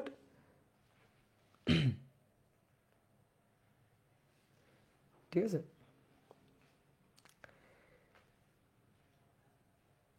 ভাই সইতে পারি না, কে সইতে পারো না? তরণ কি তরণ, এই পাগল, দেখো এদিকে দেখো, এইভাবে করাটা ভুল হচ্ছে কি, তুমি আদি বেগ আর শেষ বেগ চিনছো না। অনেকে মনে করে আদি বেগ এটা 0, এই যে ইউ 0 আর ভি বেগে আঘাত করবে, ইউ 0 নিয়ে পড়ছে না, এইটা আদি বেগ না, এইটা শেষ বেগ না। আদি বেগ আর শেষ বেগ তোমার এবার চিনতে হবে, ভালো করে চিনতে হবে আদি বেগ কি শেষ বেগ কি। আমি কি বলছিলাম? ধাক্কার মুহূর্তে আদি বেগ ইউ, যখন ধাক্কা দিচ্ছে আদিবেগ, আদিবেগ ধাক্কার পরে থেমে গেছে, মাটিতে এরকম দুম করে যে পড়ে থেমে গেছে, তাহলে থেমে গেলে শেষ বেগ 0। তাহলে আদিবেগ ইউ, থেমে যাওয়ার পরে শেষ বেগটা 0। এটা আদিবেগ না, এটা এখান থেকে লাফ দিয়ে পড়ছে ঠিক আছে, কিন্তু ধাক্কা লাগার আগে আমাদের হিসাবের আগে বলের ঘাতের হিসাবে যেটা আদিবেগ সেটা হচ্ছে এইখানে গিয়ে যখন পড়ছে তখনকার বেগটা। তাহলে এবার আসো, এই ইউ স্কোয়ার এটা ইকুয়াল টু এই জিরো স্কোয়ার প্লাস 2gx, ঠিক আছে? এটাকে ভি না, এটা আদিবেগ ইউ, বুঝলা? তাহলে এখানে ইউ ইকুয়াল টু √2, জি এর মান 9.8, এইচ এর মান 10, ঠিক আছে? অনেকে এটাকে এখান থেকে লাভ দিয়ে পড়তেছে, ভাই এইটা আদিবেগ, এইটা আদিবেগ হবে না, ঠিক আছে? একদম ওসব বুঝি নাই। দেখো বালক এখান থেকে লাভ দিয়ে পড়ছে না, আমি তোমাকে আদিবেগ কি বলছিলাম? বলের ঘাতের জন্য আদিবেগ কি বলছিলাম? ধাক্কার আগে আদি, ধাক্কার পরে শেষ। এই যে ধাক্কা লাগলো আদি, ধাক্কার পরে শেষ। তো যখন ধাক্কা লাগছে তখন যে বেগটা সেটা আদিবেগ, এইটা না। এটা তো ওইখান থেকে পড়ছে, ওইখান থেকে পড়তে আর অনেক সময় লাগছে। তাহলে ধাক্কার ঠিক পূর্ব মুহূর্তে আদি, আর ধাক্কার পরে থেমে গেছে, শেষ বেগ শূন্য। এটাই হচ্ছে কাহিনী, ঠিক আছে? ওকে, এবার বুঝছে। হ্যাঁ, তাহলে √2 গুণ 9.8 গুণ 10, তাহলে 14, হ্যাঁ 14 metre per second. Okay, u আর ভিটা 0, তাহলে J equal to M V minus you. তাহলে এম এর মান কই কই কই, এম এর মান 20, ভি এর মান 0, ভি তো 0, আর ইউ মাইনাস ইউ। তো ধরো আমি নিচের দিকটাকে প্লাস ধরলাম, এদিকে তাকাও। ধরো আমি নিচের দিকগুলাকে প্লাস ধরলাম, তাহলে উপরের দিকগুলা মাইনাস। আর কেউ যদি চিন্তা করো না ভাই উল্টা করব, নিচের দিক মাইনাস আর উপরের দিকে প্লাস ধরবো, ওকে? তাহলে এই ইউটা নিচের দিকে মাইনাসের দিকে, তাহলে এই ইউ এর মানটা হচ্ছে -14, এই ইউটা হচ্ছে -14, ইউ হচ্ছে -14 মিটার পার সেকেন্ড, কারণ নিচের দিকটাকে আমি মাইনাস ধরতেছি, ঠিক আছে? তাহলে ইউ এর মানটা যদি -14 বসাই, যে -14 বসালাম, মাইনাসে মাইনাসে প্লাস, 14, 14 গুণ 20, 14 দুগুণে 28, তাহলে 280 এত কেজি মিটার পার সেকেন্ড, ঠিক আছে? বলো বুঝছো কিনা? এই হচ্ছে হিসাব 3 নম্বর। এবার আসো কয়েকটা গ্রাফ প্রবলেম সলভ করবো আমরা, ঠিক আছে? কয়েকটা গ্রাফ প্রবলেম সলভ করবো, তারপর আরো কয়েকটা লিখিত ম্যাথ আছে। বলতেছে চিত্রে 2 কেজি ভরের একটি বস্তুর সরণ বনাম সময় লেখচিত্র দেখানো হলো, ঠিক আছে? চিত্রে 2 কেজি ভরের একটি বস্তুর সরণ বনাম সময় লেখচিত্র দেখানো হলো। আগের স্লাইডটা তুলতে পারো? আচ্ছা নাও, তোলো তোলো তোলো তোলো।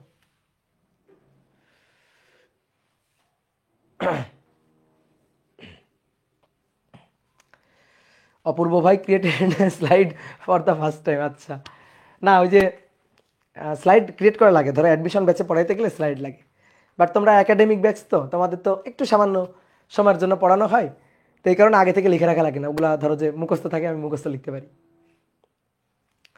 আর যেহেতু অফলাইনে পড়াই, তো এই কারণে হয় কি ম্যাথগুলো সব মাথার মধ্যে থাকে। ভাইয়া রাজশাহী কি ঠান্ডা নেই? রাজশাহীতে ঠান্ডা আছে, কিন্তু আমি ঘরের মধ্যে আছি তো, সব কিছু বদ্ধ, আর এই যে সামনে একটা লাইট, উপরে একটা লাইট, এত লাইটের মাঝখানে গরম লেগে যাচ্ছে, বুঝছো? আচ্ছা আসো দেখো, তুলবা না, কোনো তোলার দরকার নেই, ভালো করে বুঝবা। এই ম্যাথগুলো ছোট ছোট ম্যাথ, খাজনার চেয়ে বাজনা বেশি, বোঝো? খাজনার চেয়ে বাজনা বেশি, এই ম্যাথগুলো হচ্ছে তাই। ম্যাথ হচ্ছে এতটুকু ম্যাথ, তার কি বিশাল বাংলা কথা, চিত্র টিত্র, কত কিছু। যে ম্যাথে দেখবা উদ্দীপক বড়, সেই ম্যাথ সহজ ছোট, বুঝছো? আর যে ম্যাথে দেখবা কথা কম, সেই ম্যাথ অনেক বড় হয়। তো দেখো কি বলা আছে, বলা আছে 2 কেজি ভরের একটি বস্তুর সরণ বনাম সময় লেখচিত্র, সরণ এক্স, সময়, সরণ বনাম সময় লেখচিত্র দেওয়া আছে। এবার আমাদের বলতেছে নাও টি ইকুয়াল টু 2 সেকেন্ড থেকে 6 সেকেন্ড, টি ইকুয়াল টু এই যে 2 সেকেন্ড থেকে 6 সেকেন্ড, এই সময়ে বলের ঘাত হিসাব করো। তোমাদের আমি প্রশ্ন তোলার না, প্রশ্নটা সলভ করার টাইম দিচ্ছি, প্রশ্ন তোলার টাইম দিচ্ছি না, নিজেরা চিন্তা করার টাইম দিচ্ছি। বলো কি হবে বলো? এই যে লিখছে 0, 0, 0, 0, 0। শোনো শোনো শোনো, ঝড়ে বক মরে ফকিরের কেরামতি বলে, সবসময় কিন্তু কাজে লাগবে না, ঠিক আছে? ঝড়ে বক মেরো না, করো, 0 হবে না, করো।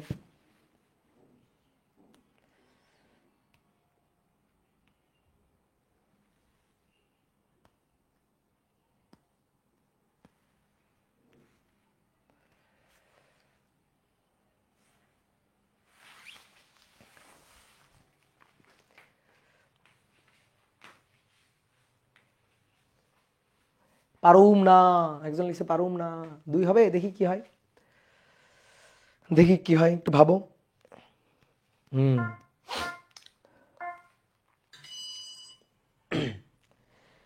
এইবার আসো দেখো, স্মরণ সময়। তাহলে স্মরণ সময় দেখো 2 সেকেন্ড 4 সেকেন্ড, 4 সেকেন্ডে স্মরণ হচ্ছে 4 মিটার। এইখানে একটা সরল রেখা, দেখো সরল রেখা, তারপরে গিয়ে আবার একটা সরল রেখা, কিন্তু এর মতো না। বলো তো কোন রেখাটার ঢাল বেশি? এর ঢাল বেশি নাকি এর ঢাল বেশি? বলো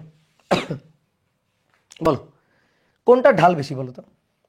দ্বিতীয়টার ঢাল বেশি, দেখো দ্বিতীয়টা বেশি খাড়া। ঢাল মানে নতি, তাহলে উন্নতি, জানো তো উন্নতি, উদ্যোগ নতি, তাই না? উদ্যোগ নতি, উন্নতি, দেখো এটা বাংলা পড়াই। উদ্যোগ নতি, উন্নতি, ঊর্ধ্ব নতি, নতি ঢাল ঊর্ধ্ব। এই যে বলো এর আর এর মধ্যে কার উন্নতি বেশি? উপরের দিকে কোনটা? এইটা বেশি উপরের দিকে, তাহলে এর উন্নতি, আর এর একটু কম উন্নতি। বুঝতে পারছো? আর ঢাল নেগেটিভ, ঢাল নেগেটিভ মানে কি? নিচের দিকে, এরকম নিচের দিকে, এটা ঢাল নেগেটিভ। ঢাল নেগেটিভ মানে অবনতি, নতি নিচের দিকে। বুঝতে পারছো? তাহলে এবার আসো দেখো, আমাদের বলছে টি ইকুয়াল টু 2 সেকেন্ড আর টি ইকুয়াল টু 6 সেকেন্ডে, এই যে 2 সেকেন্ড আর 6 সেকেন্ডে বলের ঘাত বের করতে বলছে। বলের ঘাত মানে ভরবেগের পরিবর্তন। ভরবেগের পরিবর্তন, বস্তুর ভর কত? 2 কেজি, তাহলে বেগ লাগবে। তাহলে শেষ বেগ হচ্ছে 6 সেকেন্ডে যে বেগ, শেষ বেগ। দেখো 4 সেকেন্ড থেকে শুরু করে 6 সেকেন্ড পর্যন্ত ভাই একই বেগ, একই বেগ। 4 সেকেন্ড থেকে শুরু করে 6 সেকেন্ডের পর্যন্ত একই বেগ, একই বেগ। দেখো সরল রেখা, সরল রেখা, তাহলে একই বেগ না? একই হারে বেগটা বাড়ছে না? যদি এরকম আঁকা বাঁকা হইতো তাহলে বেগ কমছে বাড়ছে কমছে বাড়ছে, কিন্তু কনস্ট্যান্ট বেগ। এবার বলো স্মরণ বনাম, স্মরণ বনাম সময়ের গ্রাফে ঢাল কি হয়? স্মরণ বনাম সময়ের গ্রাফে ঢাল কি হয়? ঢাল, ঢালটা বেগ হয় না? ঢালটা বেগ হয় না? কেন বেগ হয়? ঢাল কেন বেগ হয়? দেখো এইটা হচ্ছে আমার এক্স স্মরণ, এটা হচ্ছে আমার সময়। দেখো সময় না হয়েছে, এটা সময়, তো স্মরণ মানে সময়, del x by del t, del s by del t, that is বেগ, ঢাল বেগ। তাহলে স্মরণ বনাম সময়ের গ্রাফে ঢাল বেগ। তাহলে তুমি বলো তো এখানে বেগটা কত? এই যে ঢাল যে বেগ, শেষ বেগ, তাহলে শেষ বেগ হচ্ছে 6 সেকেন্ডের যে বেগ, শেষ বেগ। তো 4 সেকেন্ড থেকে 6 সেকেন্ড পর্যন্ত একই বেগ, সমবেগ। তাহলে এই পয়েন্টে এই যে বেগটা, এই বেগটা ভিটা কত? এই বেগটা শেষ বেগ, শেষ বেগ ভিটা কত? শেষ বেগ ভিটা হচ্ছে 6 ভাগ, দেখো 6, সরি 6 তো সময়। দেখো এই পয়েন্টে, ও আচ্ছা, মানে কোণ দেওয়া আছে, এই যে কোণটা দেওয়া আছে ট্যান থিটা, এই কোণটা দেওয়া আছে, তাহলে কোণের ট্যানজেন্টটাই তো ঢাল, তাই না? তাহলে কোণের ট্যানজেন্ট ঢাল, তাহলে V equal two tan theta, tan theta. তাহলে ভি ইকুয়াল টু লম্ব বাই ভূমি, লম্ব বাই ভূমি, ট্যান থিটা লম্ব বাই ভূমি, ট্যান থিটা ট্যান 60 ডিগ্রি, আর ট্যান 60 ডিগ্রি মানে √3। তাহলে বেগ হচ্ছে √3 মিটার পার সেকেন্ড, এটা শেষ বেগ। এবার আদি বেগ কখন? আদি বেগ হচ্ছে 2 সেকেন্ডে। তো 0 থেকে 4 সেকেন্ড পর্যন্ত একই বেগ। দেখো 0 থেকে 4 সেকেন্ড পর্যন্ত একই বেগ, তারপরে 4 সেকেন্ড থেকে 6 সেকেন্ড পর্যন্ত আবার অন্য বেগ। তাহলে বলো তো ধাক্কা কই লাগছে, কখন ধাক্কাটা লাগছে বলো তো দেখি? বস্তুর উপর ধাক্কাটা কোন সময় লাগছে? কয় সেকেন্ডে ধাক্কাটা লাগছে? ইয়েস, 4 সেকেন্ডে গিয়ে ধাক্কা লাগছে, 4 সেকেন্ডে গিয়ে ধাক্কাটা লাগছে। তাহলে আগে ছিল এই বেগ, তারপর চেঞ্জ হয়ে বেগ বেড়ে গেছে। তাহলে আগে বেগটা কত বের করি, এই বেগটা কত, আদি বেগটা কত বের করি, আদি বেগ ইউ, ইউটা কত বের করি। তাহলে ইউ হচ্ছে এই রেখার ঢাল, এই রেখার ঢাল মানে লম্ব বাই ভূমি, এটা লম্ব এটা ভূমি। তাহলে দেখো এই যে লম্বটা হচ্ছে 4, এই যে 4, এই যে লম্বটা এটা 4, তাহলে 4 বাই ভূমি হচ্ছে 0 থেকে 4, তাহলে 4 বাই 4, 4 বাই 4, তাহলে কত? 1 মিটার পার সেকেন্ড। ঠিক আছে, 1 মিটার পার সেকেন্ড। ঠিক আছে, ওকে। তাহলে আসো বলের ঘাত যে, দেখো কত ছোট্ট math, M V minus U, M এর মান 2 কেজি, শেষ বেগ √3, আদি বেগ মাইনাস, আদি বেগ হচ্ছে ইউ হচ্ছে 1, তাহলে মাইনাস, এটা সূত্রের মাইনাস 1, তাহলে এটাই হচ্ছে অ্যান্সার, যে 2√3 - 1। তাহলে 2√3 - 1 এটাকে যদি ভাঙি, তাহলে √3 - 1 গুণ হচ্ছে 2, তাহলে এটা হচ্ছে 1.46, 1.46 কেজি মিটার পার সেকেন্ড বা নিউটন সেকেন্ড, এটাই হচ্ছে একক। বুঝতে পারছো? তাহলে তোমরা যে প্রথমে প্রশ্ন লেখার আগেই গণ 0 বসাইলা, 0 0 0 0 0, এভাবে যে গণ মিনিমাম 50 জন লিখছো 0, কেমনে লিখলা? এর পিছনে কাহিনীটা কি বলো তো? এর পিছনে কাহিনী কি? এইবার আসো দেখো, এবার একই রকম একটা গ্রাফ, এটা বল বনাম, বল বনাম সময়ের গ্রাফ দেওয়া আছে। ঠিক আছে, এটা বল বনাম সময়ের গ্রাফ, এটা সময়, হ্যাঁ বল বনাম সময়ের গ্রাফ দেওয়া আছে। তাহলে দেখো বল বনাম সময়ের গ্রাফে আমাদের বলতেছে নাও বলের ঘাত বের করো। তাহলে কোশ্চেনটা দেখো, আগে ভালো করে কোশ্চেনটা দেখো।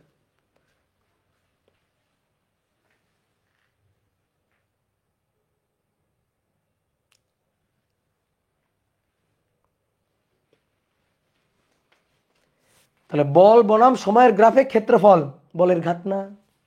বলো হ্যাঁ, ইয়েস, ক্যালকুলাস। বল বনাম সময়ের গ্রাফে ক্ষেত্রফল হচ্ছে বলের ঘাত। তো অনেকে ভাবতেছো দেখো এইটা হচ্ছে বৃত্ত, ভাই এটা বৃত্ত না, এটা বৃত্ত না কিন্তু, এটা কিন্তু অর্ধবৃত্ত না।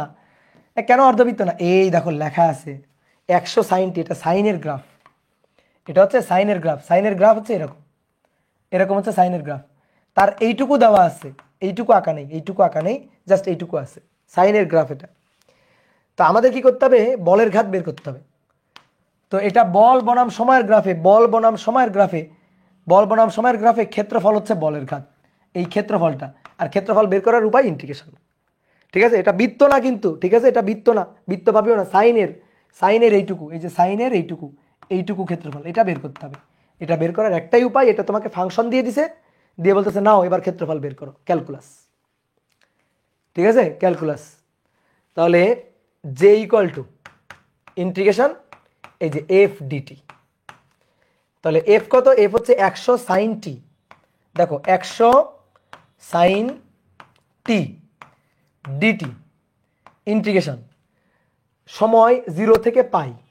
দেখো 0 থেকে পাই, 0 থেকে পাই। তাহলে 100 সাইন টি 0 থেকে পাই, লিমিট 0 থেকে পাই। 100 গেল বাইরে, সসম্মানে 100কে বাইরে পাঠালাম।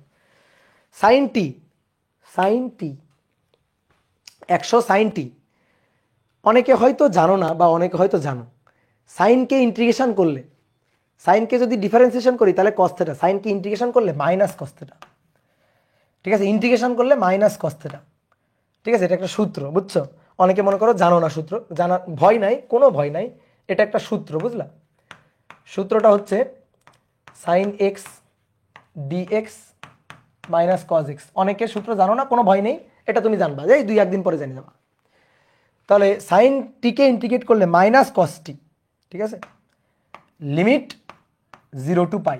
এইবার আসো লিমিট বসানো সহজ জিনিস, মাইনাস গেল বাইরে, তাহলে 100 কজ একবার বসবে পাই, একবার বসবে 0, তাহলে কজ একবার বসবে পাই মাইনাস কজ একবার বসবে 0, কজ 0। তাহলে কজ পাই মানে -1, আর কজ 0 মানে 1, তাহলে মাইনাস আবার একটা 1, তাহলে -2 200, মাইনাসে মাইনাসে প্লাস, মাইনাসে মাইনাসে প্লাস 200 নিউটন সেকেন্ড। তাহলে বি, বি এই যেটা 200 নিউটন সেকেন্ড, ইয়েস। এবার জানো এটা ক্যালকুলেটর করা যায়। এই ম্যাথটা দেওয়ার কারণ হচ্ছে তোমার আমি ক্যালকুলেটর শিখাবো তাই, কারণ অনেক সময় এমসিকিউতে আসবে, তুমি পাগলের মতো মনে করো মাথা চুলকায়ে ফেলে রেখে চলে আসবা, কিন্তু এটা একটু বুদ্ধি খাটায় ক্যালকুলেটর করা যায়। তাহলে আসো দেখি, দেখো 0 থেকে পাই 100 সাইন টি, 0 থেকে পাই 100 সাইন টি, আসো। তাহলে ইন্টিগ্রেশন এই যে চিহ্নটা বসালাম, ইন্টিগ্রেশন চিহ্নটা উঠালাম, তাহলে 100, 100 তারপরে কি ছিল? সাইন টি ছিল। তো টি মানে এক্স, আমার আমি এখানে যেহেতু টি তুলতে পারবো না, এক্স তুলবো, কোনো সমস্যা নেই, এক্স। এবার লিমিট ছিল, ও দেখো আমার তো এই যে ডিগ্রিতে আছে, এটা কিন্তু রেডিয়ানে আগে নিয়ে নিতে হবে, রেডিয়ানে, এটা কিন্তু আগে রেডিয়ানে নিয়ে নিতে হবে।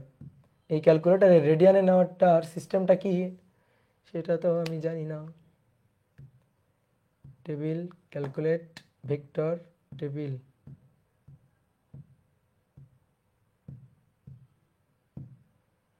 এই ক্যালকুলেটর রেডিয়ান মোড কেমনে নাই? Ratio, calculate complex, base distribution,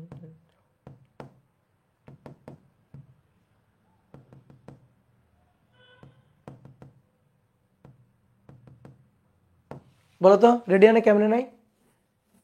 shift mode, shift mode, shift দিয়ে মোড,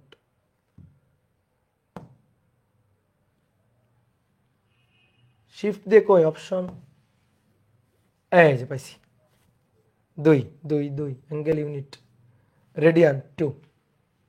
ও না, তা তো হলো না, কে বলতে পারো?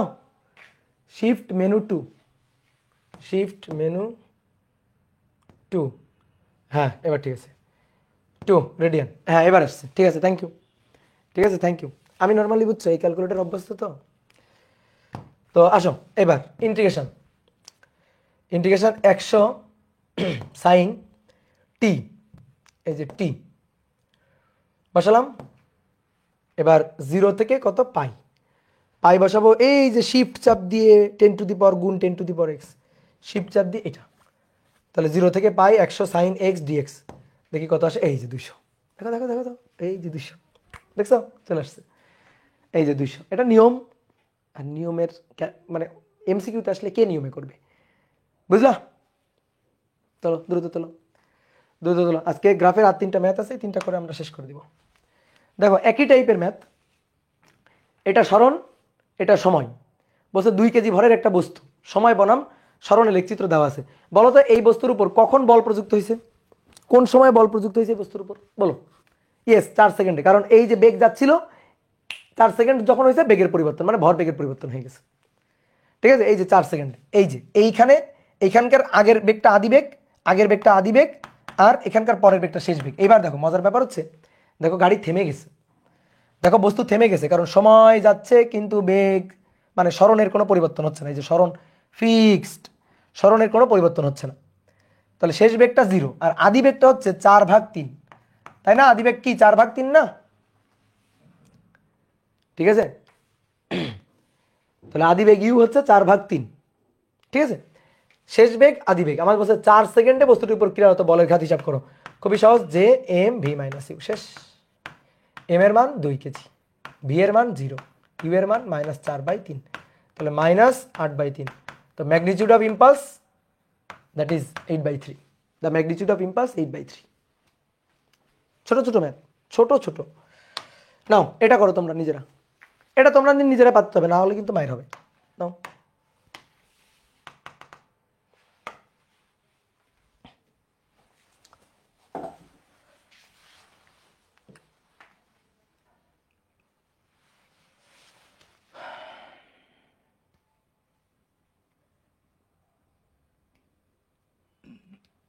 করো করো করো। চিত্রে এক্স অক্ষ বরাবর গতিশীল 1 কেজি ভরের বস্তুর অবস্থান বনাম সময় লেখচিত্র দেখানো হলো।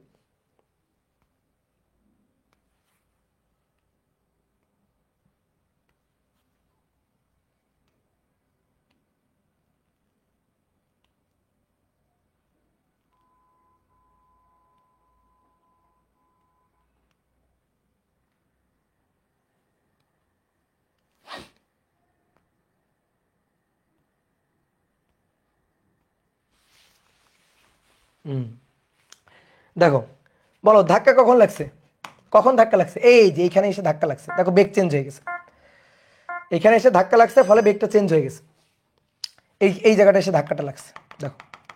তাহলে ধাক্কার আগে ভাইয়া আদি, ধাক্কার পরে ভাইয়া শেষ। এবার বোর্ডে দেখো, ধাক্কার আগে সময়ের সাথে সরণ বাড়ছে, অর্থাৎ বেগ বাড়ছে, মানে বেগটা পজিটিভ, বাড়ছে না, বেগটা পজিটিভ, বুঝতে পারছো? দেখো সময়ের সাথে সরণ পজিটিভ দিকে বাড়ছে, তাহলে কি হচ্ছে, সময়ের সাথে, সময়ের সাথে সরণ বাড়ছে, মানে ব্যাপারটা চিন্তা করো এইভাবে। ধরো কোনো একটা বস্তু এখান থেকে চলা শুরু করছে, কোনো একটা বস্তু এখান থেকে চলা শুরু করছে, তাহলে টি ইকুয়াল টু 0-তে এখান থেকে যাত্রা শুরু করছে। তাহলে মনে করো টি ইকুয়াল টু ধরো 2 সেকেন্ড পরে, টি ইকুয়াল টু 2 সেকেন্ড পর, 2 সেকেন্ড পর বস্তু 10 মিটার গেছে, 10 মিটার, 10 মিটার গিয়ে বস্তু এখানে পৌঁছাইছে। তারপরে আরও 4 সেকেন্ড পর দেখো, এই যে ধরো এই যে 2 হয়ে গেছে 10, তাহলে 4-এ গিয়ে 10, 4-এ গিয়ে 20, তাহলে 4 সেকেন্ড পর, টি ইকুয়াল টু 4 সেকেন্ড পর এখানে গিয়ে পৌঁছাইছে, এখানে গিয়ে, তাহলে এখান থেকে এইটুকু 10, এখান থেকে এইটুকু 20 মিটার দূরে গেছে। তাহলে এটা 10 মিটার দূরে, এটা 10 মিটার দূরের কোনো বিন্দু, এটা 10 মিটার দূরের কোনো বিন্দু, এটা 20 মিটার দূরের কোনো বিন্দু, বুঝলা? এবার তারপরে কি হয়েছে, তারপরে দেখো 4 সেকেন্ডে তো ধাক্কা লাগছে, এরপরে 4 সেকেন্ডে ধাক্কা লাগছে। ধরো আমি তোমার একটু কল্পনায় চিত্রটা বলি, 4 সেকেন্ডে কি হয়েছে, যে দেওয়াল দ্বারা ধাক্কা লাগছে, দেওয়ালের সাথে ধাক্কা লাগছে। এবার ধাক্কা লাগার পরে ফিরে যাচ্ছে, শুরু তো এখান থেকে, এইখান থেকে শুরু, এটা হচ্ছে এক্স অক্ষ বরাবর x0 থেকে শুরু, x0 থেকে শুরু, ঠিক আছে? এটা হচ্ছে x10, এটা হচ্ছে x20। এবার ধরো ধাক্কা লাগছে, এবার ধাক্কা লাগার পর ফেরত চলে যাচ্ছে, এবার আস্তে আস্তে ফিরে যাচ্ছে। তাহলে ফিরে গেলে কেন ফিরে যাচ্ছে, কেন সামনে যাচ্ছে না? দেখো সরণ এবার কমতেছে, ধরো তখন এই যে এটা 6 সেকেন্ড, যখন 6 সেকেন্ড তখন আবার 10-এ, দেখো যখন 6 সেকেন্ড তখন আবার সরণ 10 মিটার, তখন 10-এ চলে গেছে। অর্থাৎ 4 সেকেন্ড এখানে ধাক্কা লাগছে, ধাক্কা লাগার পরে আবার ব্যাক করতেছে, এই যে ধাক্কা লাগার পরে ফেরত যাচ্ছে, ফেরত গিয়ে যখন 6 সেকেন্ড, এই যে 4 সেকেন্ড থেকে এখানে আসতে 6 সেকেন্ড হয়ে গেছে, তাহলে 6 সেকেন্ড যখন তখন এইখানে, তাহলে এইখানে সরণটা কত 10 মিটার, দেখো এই যে 10 মিটার, সে কোন বিন্দুতে 10 মিটারের বিন্দুতে, ঠিক আছে। তারপরে যখন 8 তখন আবার চলে গেছে মূল অবস্থানে, 8 যখন তখন সরণ আবার 0, তাহলে যখন 8 সেকেন্ড তখন আবার জায়গায় ফিরে গেছে, এই যে টি ইকুয়াল টু যখন 8 সেকেন্ড তখন আবার জায়গায় ফেরত গেছে, অর্থাৎ মূল বিন্দুতে আবার ফেরত গেছে। কি কথা বুঝছো, কি ক্লিয়ার? তাহলে এইবার আসো, আমাদের এখান থেকে বের করতে হবে বলের ঘাত। তাহলে প্রথমে দেখো, প্রথমে যখন গেছে তখন যে বেগটা, সেই বেগটা তো পজিটিভ ডিরেকশন, প্রথমে যে বেগটা ইউ তো পজিটিভ ডিরেকশন, আর ভি কি, ভিটা দেখো এইদিকে, তাহলে ভিটা তো নেগেটিভ ডিরেকশন, ফেরত যাচ্ছে যখন, এটাই বুঝতে হবে তোমার।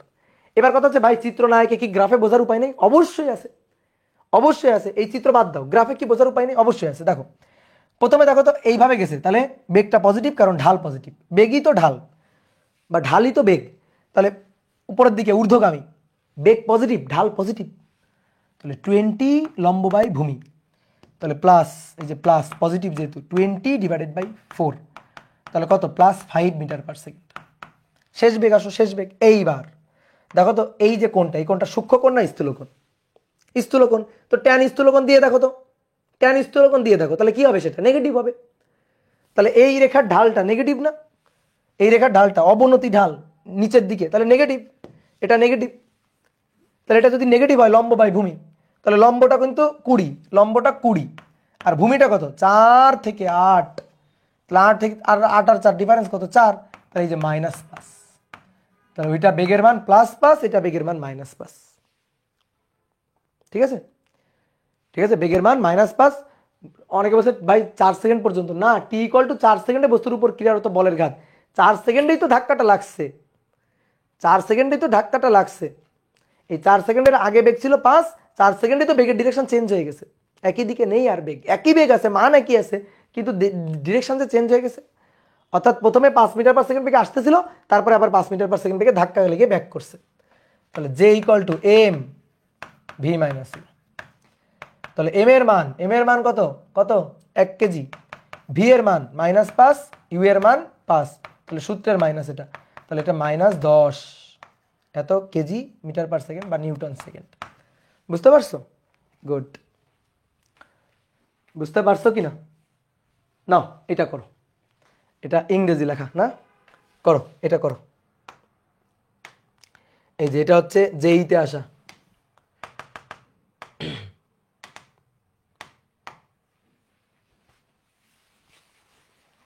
করো। এই তো এটা করেই ছুটি, এটা করেই ছুটি।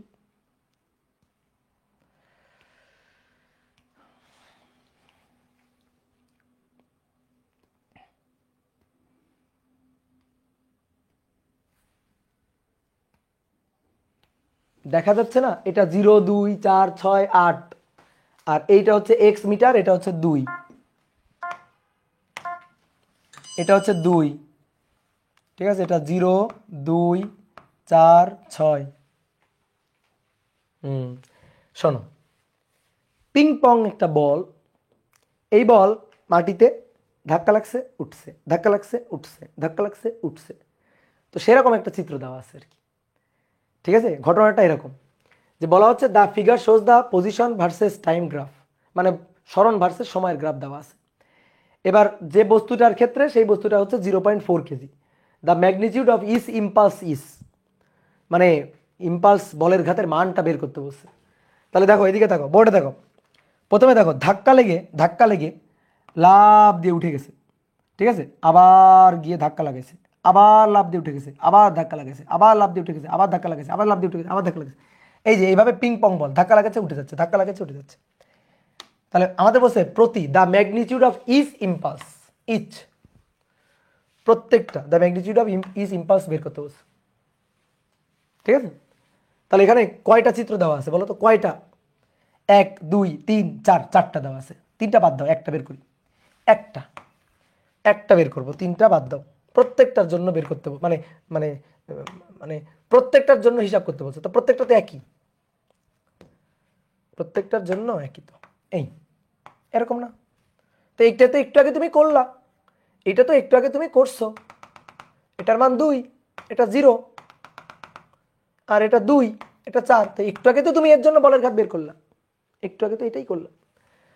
তাহলে এটা ইউ আর এটা ভি, ভি নেগেটিভ, এই যে স্থূলকোণ ভি নেগেটিভ, তাহলে নেগেটিভ 2/4, মানে 2/2, এই যে 2 4, তাহলে ডিফারেন্স কত? ডিফারেন্স 2। তাহলে লম্ব বাই ভূমি, তাহলে লম্ব এটা 2 আর এটুকু হচ্ছে 2, তাহলে 2/2 মাইনাস 2/2, তাহলে -1 এত মিটার পার সেকেন্ড। আর ইউ 2 বাই এইটুকু কত? 2, 2/2, তাহলে 2/2, ঠিক আছে, কত? 1। তো এটা +1 মিটার পার সেকেন্ড, এটা -1 মিটার পার সেকেন্ড, বুঝছো? তাহলে J equal to M V minus U. M এর মান 0.4, ভি এর মান -1, ইউ এর মান 1, তাহলে 0.4 - 2, 0.4 - 2 কত হয়? 0.4 - 2, 0.8, এটা আবার আমি ক্যালকুলেটর হিসাব করতেছি, -0.8 এত নিউটন সেকেন্ড। কই অপশন কই? দ্য ম্যাগনিটিউড কত? 0.8। ইয়েস, এই তো অনেকে পারছো, অনেকে ভুলও পারছো, অনেকে পারছো কিন্তু অনেকে ভুলও পারছো, ভুল করছো, ঠিক আছে ভাইয়া। ফার্স্টে বললেন 2 আওয়ার হবে না, হয়নি তো, 2 ঘন্টা হয়নি তো এখনো, 1 ঘন্টা 46 মিনিট হয়েছে, 2 ঘন্টা হয়েছে? বলো 2 ঘন্টা হয়েছে? তো নাও, আর তোমাদের কষ্ট দিব না, আজকে এখানেই শেষ, ঠিক আছে? তবে বলের ঘাতের আরো ম্যাচ ছিল, আমরা করবো পরের দিন, আজকে এখানে শেষ, টাটা,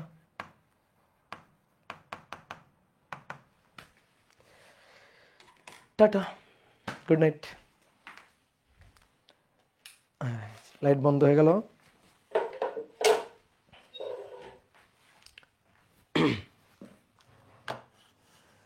ভাইয়া কি সারাদিনই পড়ান? হ্যাঁ সারাদিন তো পড়াই, ওইটাই তোমার কাজ।